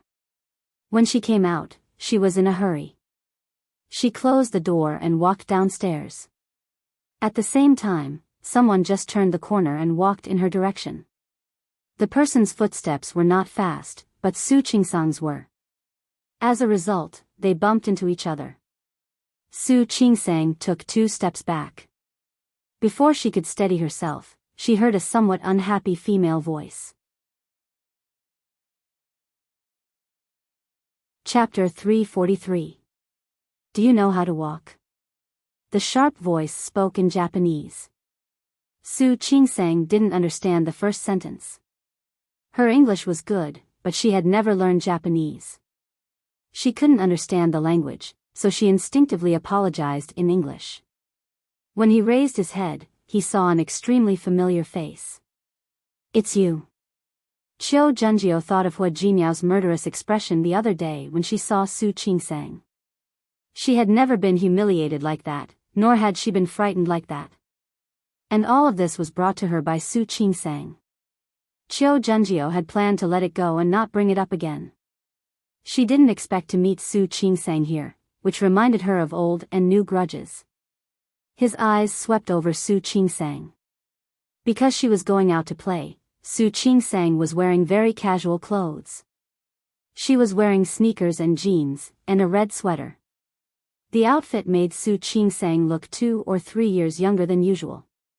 He looked like a fresh graduate of a university. Qiu Junjiu narrowed her eyes. She looked at Su Qingsang with displeasure and jealousy. Su Qingsang didn't expect to meet this group of people in Japan. They were all here today: Su Peijian, Qiu Junjiu, Luo Meishan, and Song Yoha. She saw them, and they saw her. The air seemed to freeze for a moment. Su Qingsang blinked and looked at Su Peijian, who was walking behind Qiu Junjiu. She nodded slightly as a greeting. After greeting them, she thought that Xiang Kaiping was still waiting for her, so she prepared to leave. Stop, Qiu Junjiu suddenly called out to Su Qingsang. Su Qingsang stopped and looked at Qiu Junjiu. Qiu Junjiu was looking at her too, with obvious displeasure in her eyes. Su Qingsang felt that her life hadn't changed, but it was hard for the others to get used to the change in her identity. What goes around comes around. This woman, who was once looked down upon and ignored by this group of people, who was almost like a weed, was now suddenly above them. Even if Su Qingsang didn't do anything, the change in her identity was enough to make Qiu Junjiu and the others uncomfortable. Is there anything else? Su Qingsang was in a hurry to find Xiang Kaiping. It was New Year's Day, the first day of the year. She was afraid that there would be too many people going to other places if she was late. Yes. When Qiu Junjiu saw Su Qingsang, she thought of herself being strangled by Hua Jinyao. You bumped into me. Shouldn't you apologize? Su Qingsang was too lazy to tell her that she had already said sorry. Instead, he nodded. Sorry, I didn't pay attention to the road. She spoke with sincerity, but Qiu Junjiu only felt that she was being careless. Yes. He wasn't paying attention to where he was going. Now your position is different. If you can walk sideways, how can you see the road with your nostrils facing up? Su Qingsang's brows furrowed slightly when she heard what he said. He moved his lips and was about to retort when he remembered that Xiang Kaiping was still waiting for him. He raised his eyebrows slightly. Are you done? Can I go now? Qiu Junjiu was angered by Su Qingsang's indifferent attitude. Su Qingsang, what are you so proud of? What are you so proud of? How could she be so smug? Su Qingsang didn't understand. Looking at the situation in front of him, he didn't want to waste any more time. Chapter 344. Illegitimate daughter? Su Qingsang raised her eyebrows slightly. Yes. I'm just an illegitimate daughter. Are you done? If you are, please make way. I'm not done. Qiu Junjiu blocked her way. Can't I? Su Qingsang had wanted to just leave. But looking at the situation in front of her, she couldn't leave right away. Her gaze fell on the four women in front of her. The corridor was only so big. With them blocking the corridor, she couldn't leave even if she wanted to. No. Su Qingsang looked at Qiu Junjiu impolitely. I'm busy now. I don't have time to listen to you. You said that I bumped into you, and I apologized. You're not hurt, so I can't think of any reason for me to stand here and listen to you. Qiu Junjiu blinked. Her usually arrogant face changed several times. She couldn't believe that Su Qingsang dared to argue with her so directly. Sorry, please make way. Ignoring the four women blocking her way, Su Qingsang walked past them and went outside. Qiu Junjiu was furious. Su Peijian, who had been silent all this time, grabbed Su Qingsang's arm when she walked past her. Su Qingsang stopped and turned to look at her. Qiu Junjiu was also looking at her. Their eyes met. Su Qingsang raised her eyebrows inquiringly, but Su Peijian was unhappy. Su Qingsang, I really can't tell that you're like this when you're in power. You disguised yourself so well when you were in the Su family. So well that Su Peijian couldn't tell that Su Qingsang was a fox with sharp claws, not an innocent little rabbit. You're wrong. I'm not pretending. I'm not in power now. Growing up in that kind of environment, if she still wanted to be high profile, it would be even more difficult for her. She understood. She tried to pull her hand out, but Su Peijian held it tightly, which made her frown uncomfortably. Isn't it in power to marry Hua Jinyao? What does it mean to be in power? Su Qingsang, you weren't like this in the past. Su Peijian squeezed Su Qingsang's arm slightly, not letting her break free. Do you know what you were like in the past? As she spoke, Su Peijian moved closer to Su Qingsang's face. I think you're too arrogant and proud now. Have you forgotten how pitiful you used to be? Su Peijian. Let me go. Su Qingsang's other hand clenched, trying to restrain herself. I'll let you go. I just wanted to remind you. No matter how arrogant you are, how proud you are, how cocky you are, you can't hide the fact that you have. You can't hide the fact that you've never been loved or cared for since you were young. You're a pitiful worm. Are you done? Su Qingsang's expression changed slightly. If you're done, then let me go. I'm not done. The calmer Su Qingsang was, the angrier Su Peijian became. Su. Spe Su Pihen more. Su Qingsang. Why could Su Qingsang marry Hua Jinyao and make Qiu Yanba miss her so much? If Su Qingsang hadn't married Hua Jinyao, if she had still been a pitiful illegitimate daughter that no one cared about, why would Qiu Yanba even spare a glance at her? Do you remember? You cried and called me mom. You wanted to call her mom too. But my mom ignored you. What happened to you? You were crying in your room, weren't you? Right? Chapter 345. Ever since I was young. You could only watch Yusin and I enjoy motherly and fatherly love. What about you?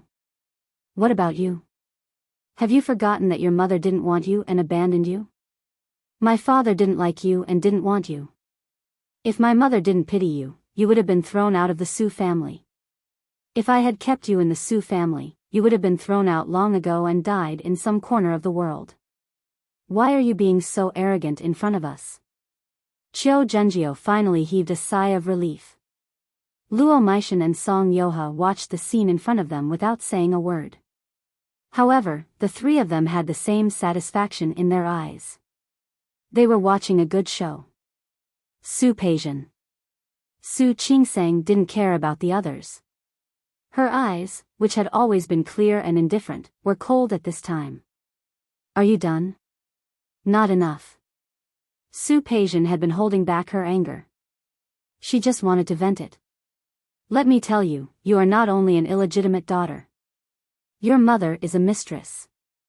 No matter how arrogant you are, you can't hide the fact that your mother is a mistress. Su Qingsang took a deep breath and raised her hand to slap Su Peijian's face. However, a hand was faster than her. The slap not only shocked Su Peijian and the others, but also Su Qingsang. Her hand hadn't fallen yet. She turned around and found Xiang Kaiping was there. She didn't know how long she had been listening, but her face was red. Her hand was still in the air, and her breathing was heavy. Her wrinkled eyes stared at Su Peijian with hatred. Although she wasn't young, she had suffered a lot. The slap was hurried, fast, and hard. Su Peijian didn't have time to react before she was hit. There was an obvious 5-finger mark on her face. Su Peijian was dumbfounded by the immense pain on her face. She stared at the woman who had appeared out of nowhere. You, who do you think you are? How dare you hit me? She had focused all her attention on Su Qingsang last time and had only glanced at Xiang Kaiping. She felt that she looked familiar but couldn't remember. Luo Meishan and Song Yoha remembered. Wasn't this woman the one who tried on clothes with Su Qingsang last time? Xiang Kaiping was a little anxious when she didn't see Su Qingsang. Although they were in the hotel, it was impossible for anything to happen. However, as a mother who had been separated from her daughter for many years, she couldn't help but feel worried. Therefore, after waiting for a few minutes and not seeing Su Qingsang, she informed her companion and came up to look for Su Qingsang.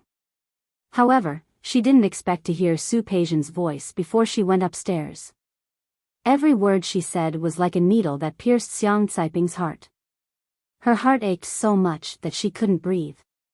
Unbeknownst to her, her daughter had been ignored by her biological father and looked down upon by her half-sister. Being put in a difficult position by his biological father's spouse. She had been hiding in Rong City all this time. She had always thought that Su Chenghui would take good care of her daughter and treat her daughter well. How big of a mistake had she made? The self-blame that she had already suppressed crushed her once again. She felt that she was unforgivable. She even felt that no matter what she did in this life, she would never be able to make it up to Su Qingsang. Her mind was full of thoughts about what she would do in the future and how to make it up to Su Qingsang. She heard Su Peijian say that she was a mistress. Chapter 346. Xiang Kaiping had slapped Su Peijian very hard. She still felt that it was not enough. Who do you think you are? Huh? Xiang Kaiping was not as gentlemanly as Su Qingsang. She grabbed Su Peijian without thinking. Her eyes were unprecedentedly gloomy. Who do you think you are? What right do you have to scold my daughter? What happened to your upbringing? Is this what your parents taught you? You. Su Peijian's face was still hurting. She couldn't even cover her face when Xiang Kaiping grabbed her. She just looked at the woman and understood the meaning behind her words. Her daughter? Who? Su Qingsang? How did Su Qingsang become her daughter? Before Su Peijian could think it through, Xiang Kaiping couldn't bear it anymore. She couldn't let it go. The emotions that had been stuck in her heart for so many years seemed to have an outlet. She grabbed Su Peijian's hand and didn't let her break free. Who are you calling a mistress? Who do you think is a mistress? Let me tell you. I'm not a mistress. The mistress is your mother. Your mother, Li Qianxue, is the mistress. She stole my man. She shamelessly set up your father and had sex with him. That's how they got married. Su Peijian had never heard of this. She widened her eyes and looked at Xiang Kaiping in shock. You're talking nonsense. I'm talking nonsense? You can go home and ask Li Qianxue. Who is the mistress? Who shamelessly stole someone else's man? Xiang Kaiping shook off Su Peijian's hand and took a deep breath. She turned to Su Qingsang. Qingsang, are you okay? Su Qingsang shook her head gently. Mom, I'm fine. She stepped forward to help Xiang Kaiping. Her eyes were complicated. She was very happy that Xiang Kaiping was standing up for her. However, she was a little worried. She had spent a lot of time to stop Xiang Kaiping from thinking about what had happened to her. After Su Peijian's antics, Xiang Kaiping's self-blame and discomfort would probably not go away for a long time. Qiu Junjiu and the others were stunned by the scene in front of them. Everyone else looked at Xiang Kaiping and her daughter blankly. Even Qiu Junjiu, who was usually sharp-tongued, was shocked by this turn of events. That's good. Xiang Kaiping couldn't take this lying down. She turned around abruptly and glared at Su Peijian. Miss Su. Miss Su, I'm warning you. There are people who want Qingsang. She is my most precious daughter. In the future, please watch your words. If there is a next time, I won't be polite. After saying that, she took Su Qingsang's hand and was about to leave. Su Qingsang pulled her hand back, patted her shoulder, and walked to Su Peijian. Qingsang. Firstly, I'm not arrogant. Whether it's in the past or now, I'm only doing what I think I can and can do. I Su. Can I, Jing. Su, Jeaner, she, Su, silly she, you. She, you. You, Su. You. I sincerely hope that we can mind our own business. It's better for you and for me, don't you think? After saying this, she held Xiang Kaiping's hand and left. Chapter 347. She had always been pampered by Su Qinghui and Li Qianxue since she was a child. Except for the occasional annoyance with Su Qingsang, her life had always been smooth sailing. But recently, she had kicked a steel plate because of Su Qingsang. Today, she had been slapped hard in the face. And the person who had slapped her was Su Qingsang's mother? The mistress between her mother and her father? How could Su Peijian take this lying down?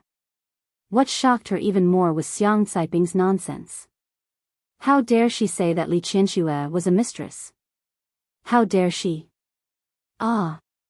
She had lost her usual arrogance and composure. The demeanor that Li Qianxue had carefully cultivated had disappeared without a trace.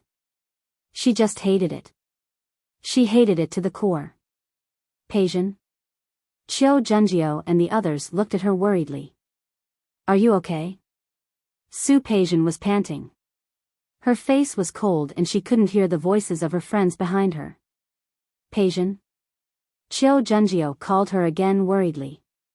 Xiang Kaiping had really gone too far today. How dare she hit her? I'm fine. Su Peijian's words were almost squeezed out from between her teeth. The others looked at each other and saw the worry in each other's eyes. Peijian, your face. Why don't we go back and apply some medicine? Su Peijian didn't refute. She kept adjusting her breathing and finally nodded coldly. Qiu Junjiu and the others followed her back to her room. Su Peijian's hands were tightly clasped together. Her eyes had never been so gloomy. Su Qingsang and Xiang Kaiping were silent all the way until they got into the car. Seeing that both of them didn't look too good when they got into the car, Yumei was smart enough not to ask. Su Qingsang looked at Xiang Kaiping's pale face and sighed softly. Mom, you didn't have to do this. Because Yumei was there, she spoke in Lin City's dialect. Xiang Kaiping couldn't speak. She kept her head down. Her hand was clenched into a fist on her knee, and her other hand was placed on her chest, pressing it tightly. Su Qingsang knew that she was trying to control her emotions. She wanted to comfort her but didn't know where to start. In the end, she put her arms around her shoulders and said, Mom, I'm fine. It was true. It was all in the past. Those things have long passed. Xiang Kaiping still didn't speak, but Su Qingsang saw tears fall from her eyes as she kept her head down. She felt a little helpless, a little sad, and a little touched. Actually, Dad isn't as bad as she said. Su Qingsang knew that any explanation would be useless, but she still wanted to make her feel better. At least for all these years, I haven't been cold or hungry. Although I can't ask for more, it's already much better than the children of ordinary families. Xiang Kaiping still did not speak. She could not open her mouth. She was afraid that if she opened her mouth, she would burst into tears. Su Qingsang blinked her eyes and finally picked a few relaxing things to tell her. Mom, look, we're going to play now. How can I have fun if you're like this? Xiang Kaiping waved her hand. She needed some time to calm herself down. Su Qingsang knew that it was useless to persuade her, so she hugged her mother tightly and leaned her face on her shoulder. Mom, I'm really fine. This is good, really good. Chapter 348. Moreover, if it weren't for the Su family's cold treatment for so long, she wouldn't have achieved what she had today. 25 years old, a medical graduate student, planning to take the medical master's exam. She had been working hard since her internship in her third year. Now, she was a talent valued by both the hospital and the department. Xiang Kaiping stopped crying, but her breathing was still unstable. Her throat was choked. That kind of emotion couldn't be comforted by a few words from Su Qingsang. No matter how good Su Qingsang was now, it couldn't make up for Su Qinghui's neglect of her in the past. It also couldn't make her forget that he abandoned her with a clear conscience. She was the original sin. Yumi didn't quite understand what they were talking about. After thinking about it, she leaned over from the front seat and asked in a low voice, Qingsang, is your mother okay? She's fine. Su Qingsang shook her head and signaled for Yumi to stop asking. Yumi was a very famous escort in Japan. Not only did she know Chinese and English, but she was also very familiar with the customs and habits of many countries. Seeing Su Qingsang's look, she didn't continue asking. It took Xiang Kaiping a few minutes to recover from that kind of emotion. However, it was still useless. She was still depressed and disappointed. Su Qingsang knew that she couldn't persuade her, so she didn't want to. However, she began to think about something else. This hot spring hotel was very famous, but she didn't expect to meet Su Peijian and the others. The conflict today was not within her expectations. Su Peijian probably didn't expect to meet her either. She didn't know if they would leave after that. If they didn't leave, it would be troublesome to meet them again. Maybe she should mention to Xiang Kaiping and change to another hotel? With that thought, Su Qingsang began to ask Yumi if there were any other hotels nearby that were similar to this one. Yumi knew this place very well. She began to introduce them. Xiang Kaiping, who had been depressed, suddenly raised her head at that moment. Why should we change hotels? We're not changing hotels. Mom? Why should we change hotels? They should be the ones changing hotels. After what happened just now, Xiang Kaiping had a lot of imagination. She now thought of Su Qingsang as a poor little girl who had been oppressed by the Su family. Even if Su Qingsang promised her that she was doing well, she wouldn't believe it. She would only think that Su Qingsang was lying to her. All these years, you've always given in to them, but how did they treat you? Xiang Caiping's voice was so soft that only Su Qingsang, who was sitting next to her, could hear it. She could still clearly hear the anger in her voice. He sighed helplessly and said, Mom, I've been living well all these years. She put aside the desire she had when she was young and the indifference of the Su family. She was well fed and well clothed, so she was not short of money. She used to want to work to get rid of the Su family, but later Su Qinghui bought her a house, so she gave up. She put all her heart and soul into her studies, so her grades were better than the average person's. It's really good. Don't lie to me. Xiang Kaiping would not listen to her explanation. She had already stubbornly decided on what she believed. Seven looked at Yumi helplessly. Is it going to take a long time? Soon. Yumi knew that her role had come. She turned around and began to introduce the place they were going to next. Chapter 349. Su Qingshuang really didn't mind having conflicts with them, but Su Peijian was Su Qinghui's most beloved daughter. She couldn't guarantee that Su Qinghui wouldn't cause trouble for Xiang Kaiping because of that slap. It was better to have less trouble than more trouble. To Su Qingsang's relief, when they returned to the hot spring hotel that night, Su Peijian and the others had already left. She confirmed with the hotel owner again and again that they had indeed left. That was good. It would be best if they didn't run into each other. However, thinking about the slap that Xiang Kaiping gave Su Peijian, Su Qingsang didn't know why, but she felt a little uneasy. After thinking about it, she didn't tell Hua Jinyao about meeting Su Peijian. When Hua Jinyao called again in the evening, she only told him about some interesting things that happened during the day. Hua Jinyao was obviously very busy. She could even hear the sound of typing on the keyboard on the other end of the phone. After repeatedly reminding Hua Jinyao to take care of himself, Su Qingsang hung up. Seeing Xiang Kaiping sitting by the window, Su Qingsang put her arm around her shoulder and said, "Mom, let's go. Didn't you say you were tired from shopping? Let's go to the hot spring again today." "I don't want to go." She wasn't in the mood for the whole day. "Mom, just think of it as keeping me company. Okay?" Since Su Qingsang said so, Xiang Kaiping had no choice but to leave. She seemed to be fine on the surface, but Su Qingsang knew that Xiang Kaiping wouldn't get over it so easily. She didn't want to explain more. She would try her best to make Xiang Kaiping have fun and be happy for the rest of the trip. On the 3rd of New Year's Day, Su Qingsang's holiday ended. She had to work tomorrow. She was flying back home early in the morning. However, when she opened the door and was about to leave, she saw Hua Jinyao standing at the door and about to knock. "It's you?" Su Qingsang was surprised by his sudden appearance. "Why are you here?" Hua Jinyao smiled and reached out to hold her in his arms. He hugged her very tightly. Su Qingsang buried her face in his chest.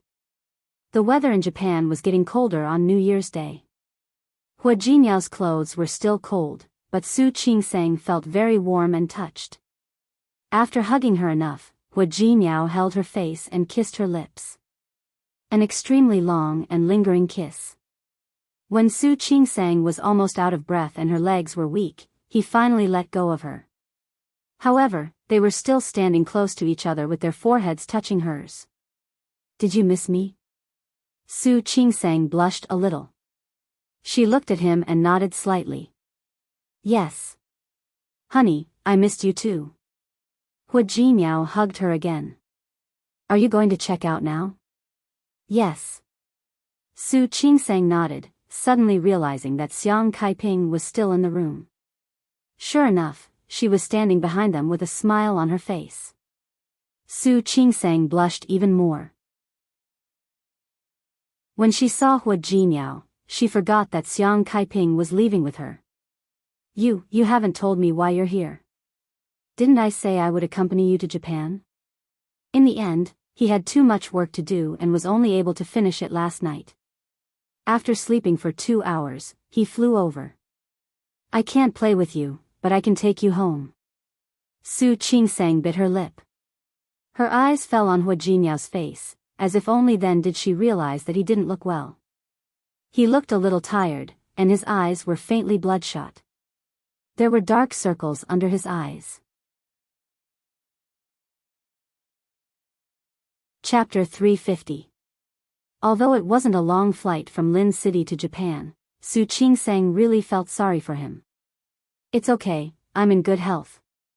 It took 3 hours to fly from Lin City to Japan. However, it only took slightly more than an hour to fly from Rong City. Su Qingsang complained in a low voice, but the expression on her face was somewhat sweet. How could she not be touched and like such a thoughtful Hua Jinyao? Let's go. Let's go home. Hua Jinyao reached out his hand and said, Mom, give me my luggage. After seeing Hua Jinyao, Xiang Caiping's gloomy mood for the past few days was not completely swept away, but it did dissipate quite a bit. His daughter was blessed after all. Seeing how Hua Jinyao treated her now, she knew that she would definitely live a happy life in the future. If her daughter was happy, she would feel less guilty. Hua Jinyao didn't know about the change in Xiang Caiping's mood. He only felt that after the trip, Xiang Caiping and Su Qingsang's relationship seemed to have improved. This kind of closeness was something he was happy to see. When they boarded the plane, Su Qingsang felt sorry for Hua Jinyao. She asked the stewardess to bring him a blanket and an eye mask so that he could have a good rest. Hua Jinyao leaned over and kissed the corner of her lips. Honey, are you feeling sorry for me? Don't worry, I'm in good health. It's okay to lose a few hours of sleep. Who cares about you? Her mother was still sitting in the back. Su Qingsang glared at him coquettishly. I care about myself. I've been playing for the past few days, so I'm going to sleep now. Is that so? Then hurry up and sleep. Hua Jinyao covered her body with the blanket and handed her the blindfold. All right. Let's sleep together. The two of them closed their eyes and lay down. Before Su Qingsang closed her eyes, she heard Hua Jinyao say, It's boring to sleep together on the plane. Qingsang, let's sleep together when we get back. Su Qingsang blushed. Hua Jinyao was always so flippant. Hua Jinyao's eyes were closed. He didn't speak, but his hands were tightly held between them. When Su Peijian got home, Li Qianxue was not there. She had a meeting to attend today. She was the host of the Lin City Women's Chamber of Commerce. She had to attend such meetings every time. Old Master Li was playing chess with Su Yusen. When he saw Su Peijian coming home, he waved at her. However, Su Peijian only responded casually and quickly rushed upstairs to her own room. What happened to your sister?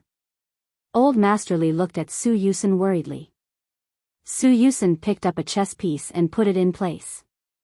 He looked up because of Old Master Li's words. Who knows? Didn't he go to Japan to play? Maybe he's not having fun. She went out with Qiu Junjiu and the others. Why would she be unhappy? Not to mention Su Chenghui and Li Qianxue. Even Old Master Li was very fond of this granddaughter of his, who had always had a sweet mouth and was especially good at pleasing the elders. Just as he was about to ask Su Yusen to take a look, Su Peijian rushed down like a gust of wind. She had already changed her clothes and was about to run away. After Old Master Li put down a chess piece, he watched her rush in and out. He looked at Su Yusen and said, Why do I seem to see a palm print on your sister's face? You must be mistaken. Su Yusen was still thinking about his next move. He was a little distracted by Old Master Li's words. Who dared to hit my sister? Old Master Li stopped talking. He thought that he might have been mistaken. Chapter 351. After a day, the handprint on Su Peijian's face had faded a little. However, she didn't apply any medicine or do anything else. She returned to the country with this face. She wanted this handprint to remind her of the humiliation she had suffered in Japan. She also wanted Su Chenghui to see how Su Qingsang bullied her. Su Chenghui had been very busy recently. Even during the holidays, he was still working overtime. Peijian, you're back. How was your trip to Japan? Su Chenghui didn't stop writing. When he saw Su Peijian, he just asked a question and lowered his head to deal with work. Dad, Su Peijian had already rushed in front of Su Chenghui. Her voice was unusual. Su Chenghui looked up at her and saw the handprint on his daughter's face at a glance. What happened to you? Su Chenghui suddenly stood up, walked around the desk, and walked in front of Su Peijian. Who hit you? Who? There was obvious anger on his face. How could he have imagined that his precious daughter would be slapped in the face like this? In Lin City, who would dare to do such a thing? Dad. If Su Peijian had only been putting on an act at the beginning, she really felt aggrieved at this moment. She felt so wronged. She was really wronged, angry, and full of hatred. Peijian? Su Qinghui had never seen Su Peijian like this. For a moment, he only felt sorry for her. Don't cry. Tell me who hit you first. Su Peijian couldn't stop her emotions. It took her a long time to calm down. Peijian? Su Qinghui looked at his daughter crying so hard that her eyes were red. He really felt sorry for her. Don't cry. What happened to you? You said something. Dad. Su Peijian took a deep breath and calmed herself down. You won't let anyone bully me, right? Of course. Su Qinghui nodded. You're my daughter. How could I let anyone bully you? Then if someone bullies me, you'll also settle the score with that person, right? Of course. Su Qinghui nodded. No one will think about bullying you. Su Peijian nodded and finally felt relieved. The one who bullied me was Su Qingsang. Qingsang. Su Qinghui frowned when he heard this. Why are you again? Didn't you go to Japan? How could? Su Qinghui didn't believe that Su Qingsang would take the initiative to bully Su Peijian. She more or less knew Su Qingsang's personality. The less trouble, the better. Why would he provoke Su Peijian for no reason? Dad. I didn't finish. The person who bullied me was Su Qingsang's mother. Su Qingsang's mother? Su Qinghui didn't understand. Who are you talking about? Su Qingsang's mother. Su Peijian recalled what Xiang Kaiping had said to her the other day. Her mother actually called my mother a mistress? She said that my mother snatched you away from her. This can't be real, right? She lied to me, right? What do you mean her mother, your mother? Su Qinghui thought of something and suddenly became a little confused. Tell me slowly. I can't understand you like this. Dad. Su Peijian had finally calmed down. Looking at Su Qinghui's face, she knew that he truly cared about her. She felt much more at ease. After calming down, she took a deep breath and told him about her encounter with Su Qingsang and her mother in Japan. Su Peijian was much less angry with Su Qingsang than Xiang Kaiping. After all, Su Qingsang was Su Qinghui's daughter. Chapter 352. How dare she hit her and humiliate her like that? Dad, tell me. I'm begging you to tell me that I'm not what that woman said. My mother is not what that woman said. Tell me, tell me. Su Peijian was a little agitated. She shook Su Qinghui's arm and insisted on an answer. Dad, tell me, tell me. She lied to me, didn't she? Didn't she? Su Qinghui was dumbfounded. He didn't expect things to develop like this. For him, this was really a shocking thing. How could this happen? How did Su Qingsang meet Su Peijian in Japan? Not only did they meet, but Xiang Kaiping and Su Peijian had sex. Looking at Su Peijian, Su Qinghui was speechless. For the first time in decades, he felt a little confused. There was a kind of anxiety that things were out of his control. That kind of anxiety made his brain stop for a moment. Listening to Su Peijian's anxious voice, he suddenly calmed down. He didn't get his position in the Li group for more than 20 years for nothing. He didn't work hard to make the Su family what it was now. If he hadn't been able to weigh the pros and cons, how could he have become what he was now? Dad, tell me. Seeing that he didn't answer her, Su Peijian became more and more anxious. Was Su Qinghui really like what that woman said? Was it really because her mother took him from her? Peijian. Listen to me. Su Qinghui put his hand on Su Peijian's shoulder and said calmly, don't worry about these things. Let's just forget about it. What? Su Peijian's eyes widened. She couldn't believe her ears. Dad, what did you say? I said let's just forget about it. Dad. Su Peijian raised her voice. She couldn't believe her ears. What did you say? Say it again. I said, is what that woman said true? The only thing Su Peijian could think of was this. Did my mother really take you from her? Peijian. Su Qinghui frowned. He wanted to explain, but Su Peijian didn't want to hear it. Don't call me that. She shook her head. Thinking of that woman, she wanted to slap her. Do you know that woman hit me? She hit me? Su Peijian couldn't take this lying down. Ever since we were young, you and my mother couldn't even bear to lay a finger on me, but that woman hit me? Peijian. You don't want to help me take revenge, don't want to help me punish the woman who bullied me, and instead want me to let it go? Su Peijian took a big step back and kept shaking her head. So those were all true? You really don't love my mom? You love that woman? Su Qinghui frowned subconsciously. Peijian, it's not what you think. Your mother and I don't want to hear it. Su Peijian couldn't take it anymore. She waved her hand, her face full of despair. No wonder that woman dared to hit me. Peijian. Su Qinghui hadn't expected the conflict between Su Peijian and Xiang Kaiping. Chapter 353. Su Qinghui was stunned again. Subconsciously, he resisted the idea. Peijian, I didn't. If you didn't, why didn't you help me? Su Peijian was now sure that Xiang Kaiping was telling the truth. You love that woman, so you'd rather watch me get bullied than help me, right? Peijian. What did he mean? Su Qinghui took her hand. Calm down. Many things are not what you think. I told you to let it go because I didn't want you to have a conflict with her.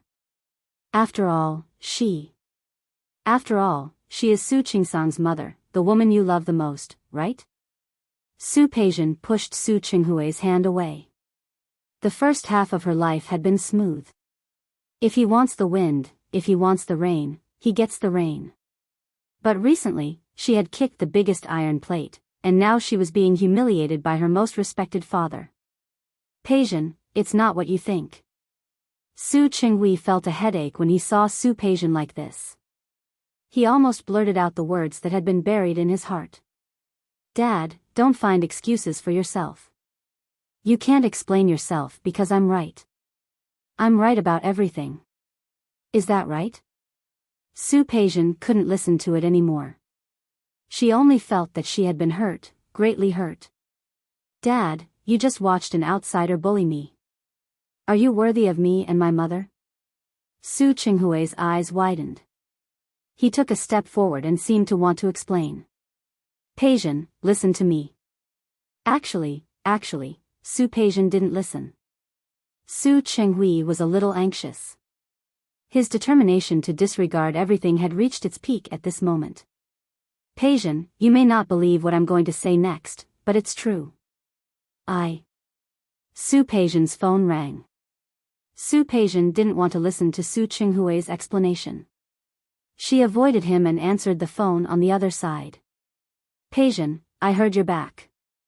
Where are you? The call was from Li Qianxue. Su Peijian seemed to have found a way to vent. She couldn't control herself when facing Li Qianxue. Mom, Peijian, what's wrong? Li Qianxue had never heard her daughter cry like this, not even when she broke off the engagement with Qiu Yanba. Peijian. Su Qinghui took a step forward, looked at Su Peijian, and kept winking at her. Mom, I was bullied. Su Peijian didn't notice the look in Su Qinghui's eyes. Since Su Qinghui wasn't willing to make the decision for her, she would look for someone who could. Are you with your father? Wait a minute. I'll be right there. Li Qianxue heard Su Peijian's complaint and said without thinking, You're in the company? Give me a few minutes. I happen to be nearby. Su Peijian hung up the phone. When she saw Su Qinghui's hesitant face, she couldn't help but feel resentful. Dad, since you're not willing to stand up for me, I can only let my mom stand up for me. Peijin. Su Qinghui knew that Li Qianxue would come over later. He couldn't tell Su Peijin what he had wanted to tell her. He rubbed the space between his eyebrows tiredly and suddenly felt a great sense of powerlessness. He knew Li Qianxue's personality. The situation was getting out of control. 15 minutes later, Li Qianxue appeared in Su Qinghui's office. When she saw the handprint on Su Peijin's face, her whole face turned livid.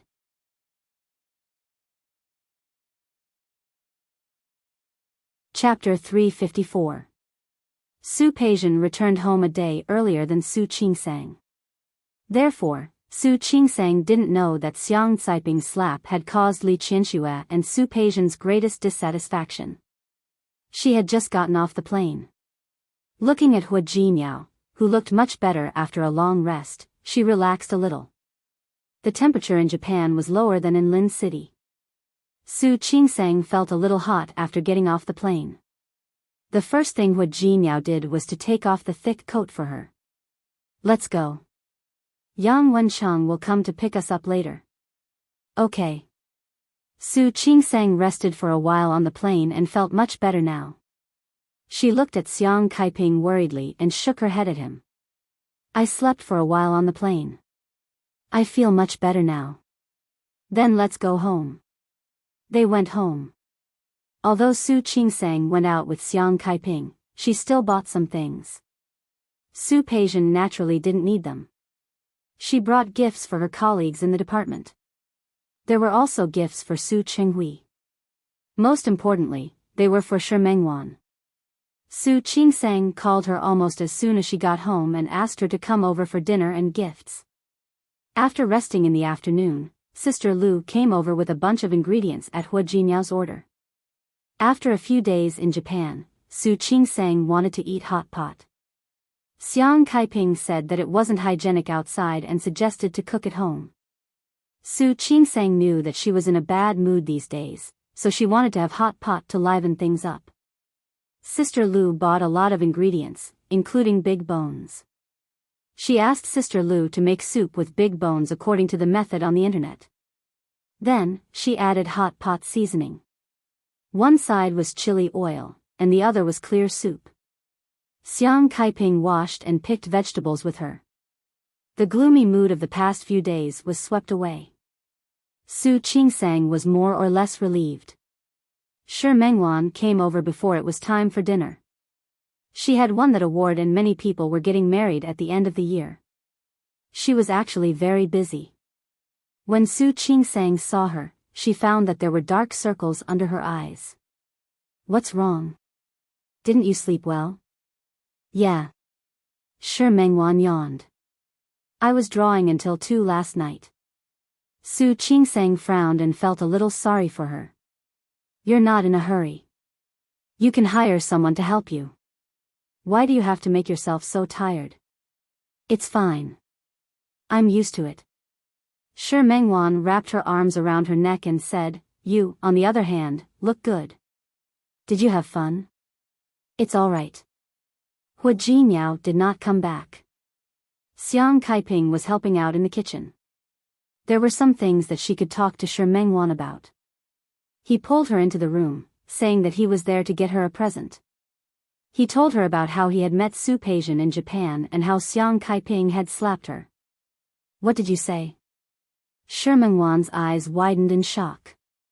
In addition to shock, there was also a hint of worship. Your mother slapped Su Peijin. Shoo. Su Qingsang gestured for them to keep quiet and looked outside. It's already happened.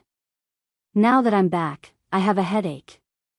Are you afraid of Su Peijin or Li Qianxue? No matter who it was, Hua Jinyao had a way to deal with it, right? That's not it. Su Qingsang shook her head. What was to come would come. She had never thought of running away. My mother is a thoughtful person. She always feels that she owes me for all these years. So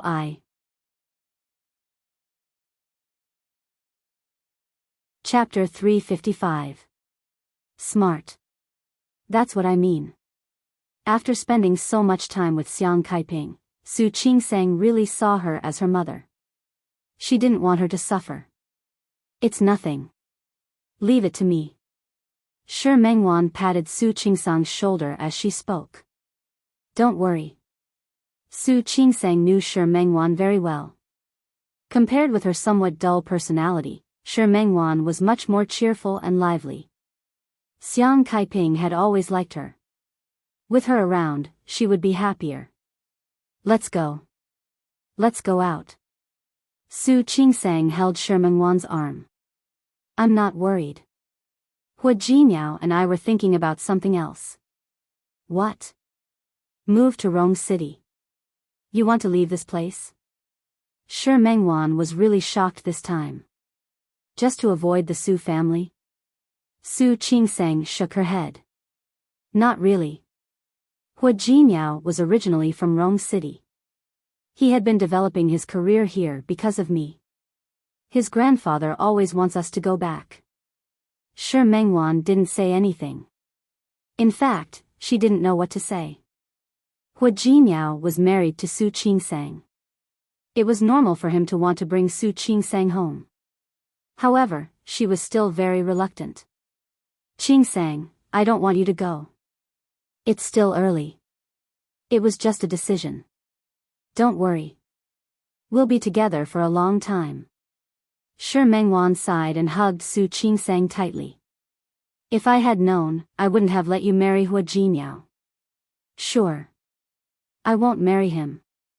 I'll marry you. I support you. Shi Mengwan's eyes widened. Hurry up and abandon him. Come into my arms. That won't do.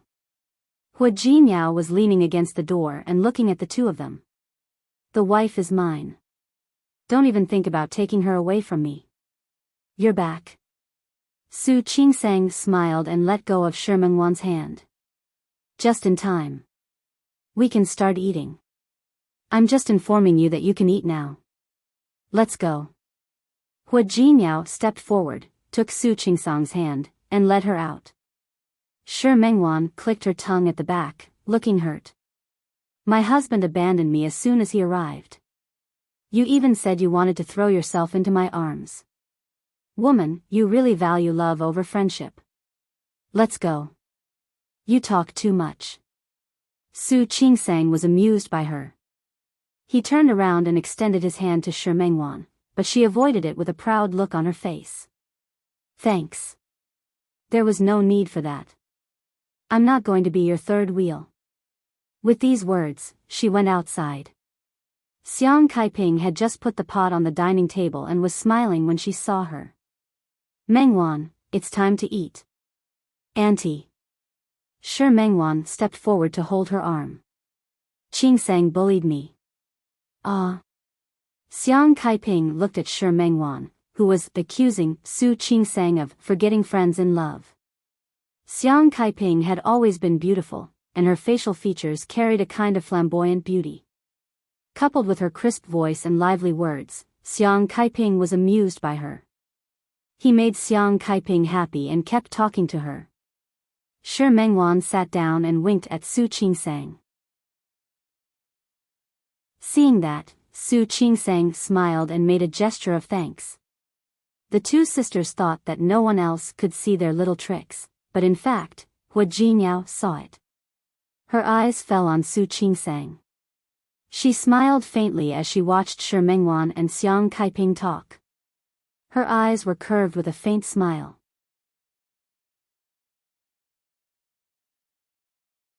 Chapter 356. Su Qingsang noticed Hua Jinyao's movement and turned to smile at him.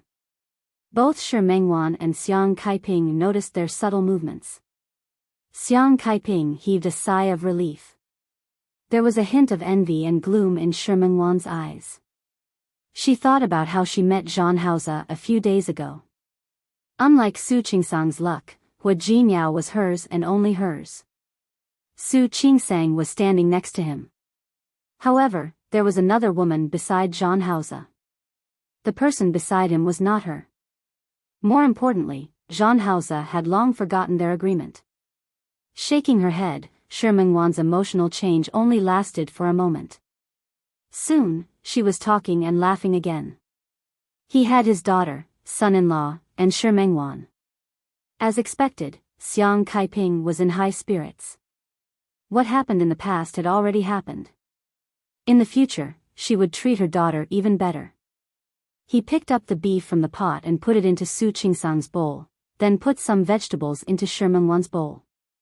The atmosphere was joyous and harmonious. Just when the atmosphere was good, the doorbell of Su Qingsang's house rang. Su Qingsang and Hua Jinyao looked at each other. He put a hand on her shoulder and got up to open the door. The person standing outside the door was Su Qinghui. Obviously, he didn't expect Hua Jinyao to open the door. He was taken aback. The dining room was connected to the living room. Su Qingsang was sitting at the edge of the dining table near the living room. Seeing Hua Jinyao standing still, she turned her head and saw Su Qinghui at the door. Frowning, she subconsciously looked at Xiang Kaiping, who was sitting beside her. The smell of hot pot in the restaurant was very strong. Naturally, Su Qinghui also smelled it. You're eating? Hua Jinyao nodded slightly. Yes, we just started eating. Have you eaten, Dad? No, Su Qinghui answered subconsciously. After that, he felt a little uncomfortable. You guys go ahead. Su Qingsang felt a little awkward. She was supposed to invite Su Qinghui in for dinner, but Xiang Kaiping turned her face away from the man. She was still upset. When Shi Mengwan saw this, she tried to smooth things over again. Hello, uncle. As she spoke, she gave Su Qingsang a look. Su Qingsang sighed, stood up, and walked over to Hua Jinyao. Dad, if you haven't eaten, let's eat together. But I don't know if you'll eat it. We're having hot pot today. Hot pot? Okay. Su Qinghui was a little surprised. He glanced at Su Qingsang and walked in. The dining table was rectangular. Su Qingsang and Hua Jinyao sat on one side, while Xiang Kaiping and Shi Mengwan sat on the other. Sister Lu was sitting next to Su Qinghui, so there was only one seat left for him. Su Qinghui sat down with Su Qingsang on his left and Xiang Kaiping on his right. Some ingredients had been placed on the table, but there was still a lot left. The yuanyang pot was steaming hot at this time. Su Qinghui had never experienced such a scene before. He went from being the manager of the Li Corporation to the general manager of the Li Corporation. When he was with Li Qianxue, his status became higher and fewer people dared to act casually in front of him. In the Li family, old Master Li had high blood pressure and a light but healthy diet. When he was outside, he would order a separate portion of the company's lunch. As for socializing outside, they would all go to high-end hotels, and the people they interacted with were all business elites or directors. There was no such thing as a table full of people eating hot pot together. Looking at the steaming hot pot, the smell was actually a little strong, but the smell was surprisingly appetizing.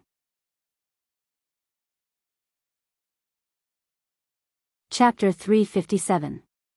The atmosphere was a bit stagnant. Su Qinghui didn't speak, and so did the others. Xiang Kaiping frowned and looked at the ingredients in the pot. Finally, she picked up a piece of meat and put it in Su Qingsang's bowl. Eat. Thanks, Mom. The corners of Su Qingsang's mouth twitched. She knew that Xiang Kaiping was a little annoyed that Su Qinghui had come at this time. Dad, you should eat too.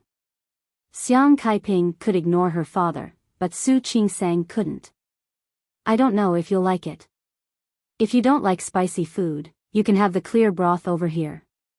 Su Qingsang knew that Su Qinghui and his family usually ate light food. All right. Su Qinghui didn't refuse. After Sister Lu got him a bowl, he started eating. Shi Mengwan was a little reserved at first. After all, she was also a little afraid of Su Qinghui.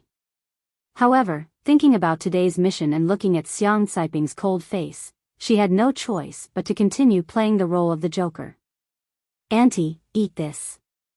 Qing Sang likes it very much too. Shi Mengwan picked up a shrimp dumpling for Xiang Caiping. Really? These days, Xiang Caiping was still trying to get along with Su Qingsang. She also wanted to know what Su Qingsang liked to eat. Did you guys go to Hot Pot often in the past? Yes. Especially when the weather is cold. Shi Mengwan glanced at Su Qingsang as she spoke. Auntie, you don't know. Qingsang had a hard time taking the postgraduate entrance examination. He would read until 1 or 2 in the morning every day. She even forgot to eat dinner a few times, and I was the one who brought her food. You're so nice to Qingsang. Xiang Caiping glanced at Qingsang as she spoke. No matter how much you think about your studies, your health is the most important. Don't do this again. Mom, I didn't. Listen to her exaggeration. Su Qingsang glanced at Shi Mengwan and said, why don't you say that you're still drawing at 3 or 4 o'clock in the morning? Yes. You were the one who brought me food so that I wouldn't starve to death. She looked at Xiang Caiping and said, Auntie, you don't know this, but Qingsang took care of me more. After all, my life has been turned upside down more than hers. You are all good children. It's not that exaggerated. Su Qingsang sensed Hua Jinyao's gaze and explained blandly, actually, we lived together during that time. Let's take care of each other. That's right, the room you're living in now used to be mine. Later, Shi Mengwan chose a studio far away and made money, so she moved out. But when he was free, he would still come back to stay for 2 days. After Su Qingsang got married, he came less often. You can come and stay next time, as long as you don't mind. Auntie, what are you talking about? Why would I despise you? Shi Mengwan made a fist gesture. Qingsang is like a sister to me. Her mother is my mother. With Shi Mengwan around, the atmosphere of the meal was the same as before. Su Qinghui didn't say anything. He sat there and listened to other people talking about his daughter. It wasn't the first time he looked at his daughter, but it was the first time he looked at her so seriously. Unbeknownst to him, Su Qingsang had grown from a child to a young lady. Her smile was not as gorgeous as Su Peision's, but it was extremely gentle. His eyes were curved, as if he could see the shadow of his youth. Chapter 358. Su Qinghui suddenly fell silent. He noticed that both Hua Jinyao and Xiang Caiping liked to put food in Su Qingsang's bowl. He listened to Shi Mengwan talk about some interesting things that happened to Su Qingsang when she was a postgraduate student in university. He also remembered some interesting things that Su Qingsang had encountered in the hospital. He suddenly realized that this was the first time he had been so close to his daughter, and the first time he had understood her so well. Before that, all his memories of his daughter were of Su Peision. When did Su Peision start to grow teeth, talk, and walk? He remembered clearly when he was in kindergarten, when he entered university, and when he received his first love letter from a male classmate. What about Su Qingsang? But he couldn't remember at all. He did not speak.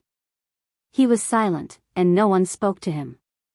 Occasionally, Hua Jinyao would ask him about work cooperation, but he answered absent-mindedly. He thought about the purpose of his visit today and his gaze fell on Xiang Caiping. She was looking at Su Qingsang and listening to her talk about some interesting interns in the hospital. Her eyes were filled with a loving smile. She only had eyes for her daughter. I'm so full. Shi Mengwan patted her belly. I'm going to die. Tomorrow, I'll really gain 1 kilogram. With your figure, it doesn't matter if you gain another 5 kilograms.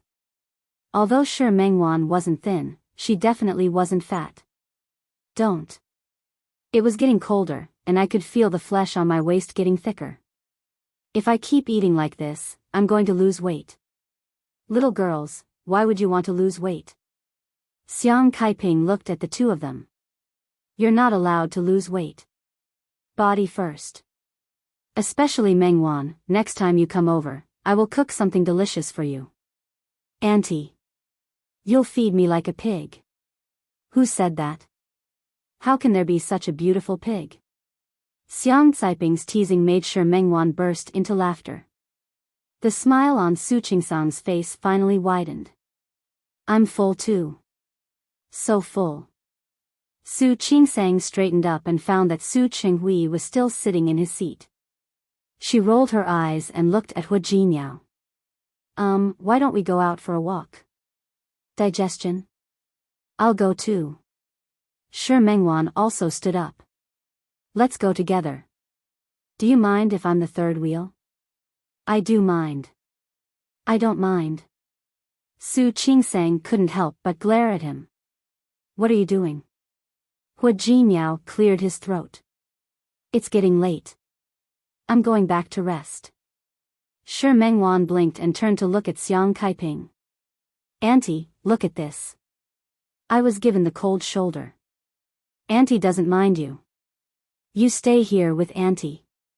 Auntie, thank you. Sure. Mengwan clutched her chest, still looking hurt. But I'm hurt. I'm going home to comfort my broken heart alone. Mengwan, Mom, let's go down first. Su Qingsang couldn't stay any longer. She could tell that Su Qinghui had something to say to Xiang Caiping. It was better for them not to stay there and cause trouble. Qingsang. Mom. Su Qingsang held Xiang Caiping's hand, intending to pull her hand away. Let's go for a walk in the neighborhood downstairs. It'll be fine. Auntie. I have to go too. Sure. Mengwan stood up. Actually, I can't be a third wheel. I still have to go home to draw. The three young people left. Sister Lu swiftly cleaned up the table and bowls before taking her leave.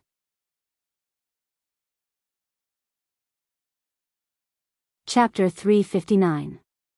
There was still a faint smell of hot pot in the air, and the lively atmosphere just now had disappeared without a trace.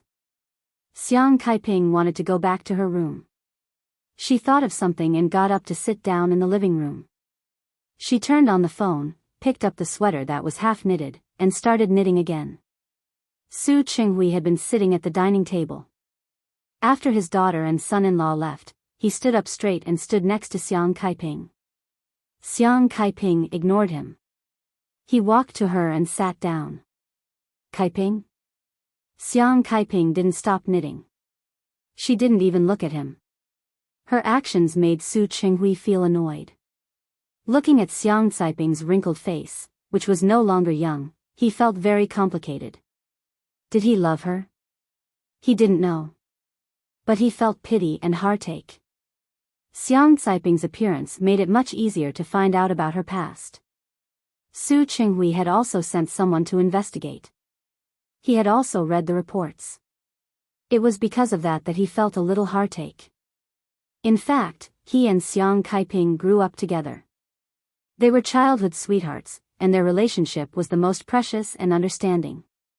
He understood Xiang Caiping and knew that she was weak. However, such a weak woman had to learn to work hard like a man. It really made his heart ache. He sighed and thought of something that had been troubling him. Caiping, did you go to Japan with Qingsang a few days ago? Xiang Caiping didn't answer him. She raised the sweater and looked at it. The bottom of the sweater was already knitted. She was thinking about how to knit a pattern on it. Caiping? Su Qinghui knew that she was angry with him, but he thought that such anger would dissipate. Xiang Caiping put down the sweater and looked at him coldly. You already know. Why are you asking me? Su Qinghui was speechless. Xiang Caiping's stubbornness made him feel a little helpless. Yes, I know. Peijin also went to Japan and met you. Xiang Caiping knew when he said this. She chuckled, and a rare hint of mockery appeared in her eyes. Su Qinghui, are you here to stand up for your daughter? Caiping, what are you talking about? Isn't it? Xiang Caiping sneered, Sang couldn't have told you that I went to Japan with Sang, so it can only be that good daughter of yours. She didn't just tell me that she went to Japan with Sang, right? She also told you that I slapped her, right? Su Chenghui looked at Xiang Kaiping. He had never seen her so sharp. Kaiping. What are you doing here today? So you're here to stand up for your daughter?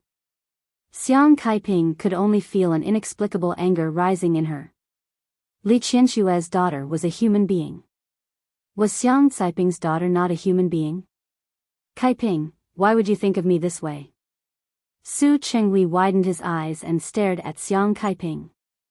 He couldn't stand her sharp words.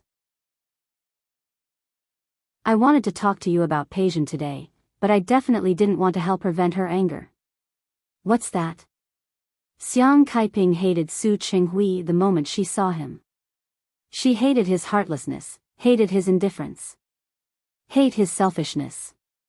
She also hated him for not caring about Su Qingsang. Since you're not here to help her vent her anger, are you here to apologize for her rudeness? Rudeness? Apologize? Su Chenghui was stunned.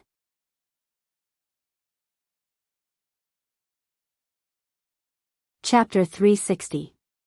Su Chenghui was stunned. Peijian, Xiang Kaiping could tell from his expression that he didn't know about it at all. The anger on her face grew. Look, you don't know what happened, and you don't know what your good daughter said. Why are you here in such a hurry to avenge her? Kaiping, I'm not, you're not what? You're not here to explain for your good daughter? You're not here to avenge Li Qinshue's daughter? Then tell me, what are you here for? Su Chenghui was silent, looking at Xiang Caiping's agitated face. He couldn't say a word. You can't speak, can you? Xiang Kaiping didn't want to see Su Chenghui. He hadn't changed much in all these years. He was still elegant and handsome. Not only did he not age, but he also became more mature, adding to the charm of a mature man. But now, no matter how handsome Su Chenghui was, he couldn't move her at all. She only had hatred for him. Su Chenghui, I don't want to see you. Get out. Su Chenghui sat still. He thought of how Li Qianshue's face turned pale when she found out that Su Peijian had been slapped yesterday. He knew Li Qianshue's personality and her bottom line. Li Qianshue's bottom line was her children. She was fierce in public, but in front of Su Peijian and Su Yusen, she had the heart of a mother. Su Peijian had been slapped, and Li Qianshue had to avenge her. If she hadn't known that Su Qingsang and Xiang Kaiping were still in Japan, she would have come here long ago. Kaiping. Su Chenghui closed his eyes. He lowered his head and rubbed his temples, feeling exhausted again. You shouldn't have hit Peijian. If one day, Xiang Kaiping knew everything, would she regret it? He didn't know, but he was sure that he did.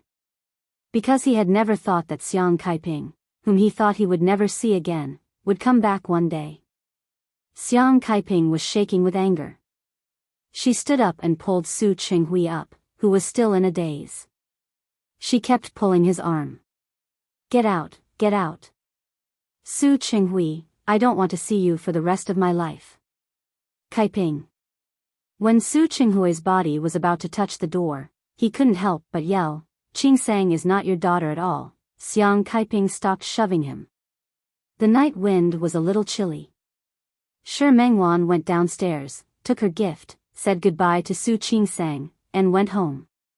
It was the end of the year, but she was still busy drawing. There were many things to do. Su Qingsang felt sorry for her and told her several times not to stay up too late. Shi Mengwan waved her hand, started the car, and left. After Shi Mengwan left, Su Qingsang turned around and found that Hua Jinyao had been staring at her. What's wrong? He looked at her like that. Was there something on her face? Honey. Hua Jinyao put his arms around her waist and said, I'm a little jealous. You care so much about Shi Mengwan. You've never cared about me like this. Su Qingsang looked up at him helplessly.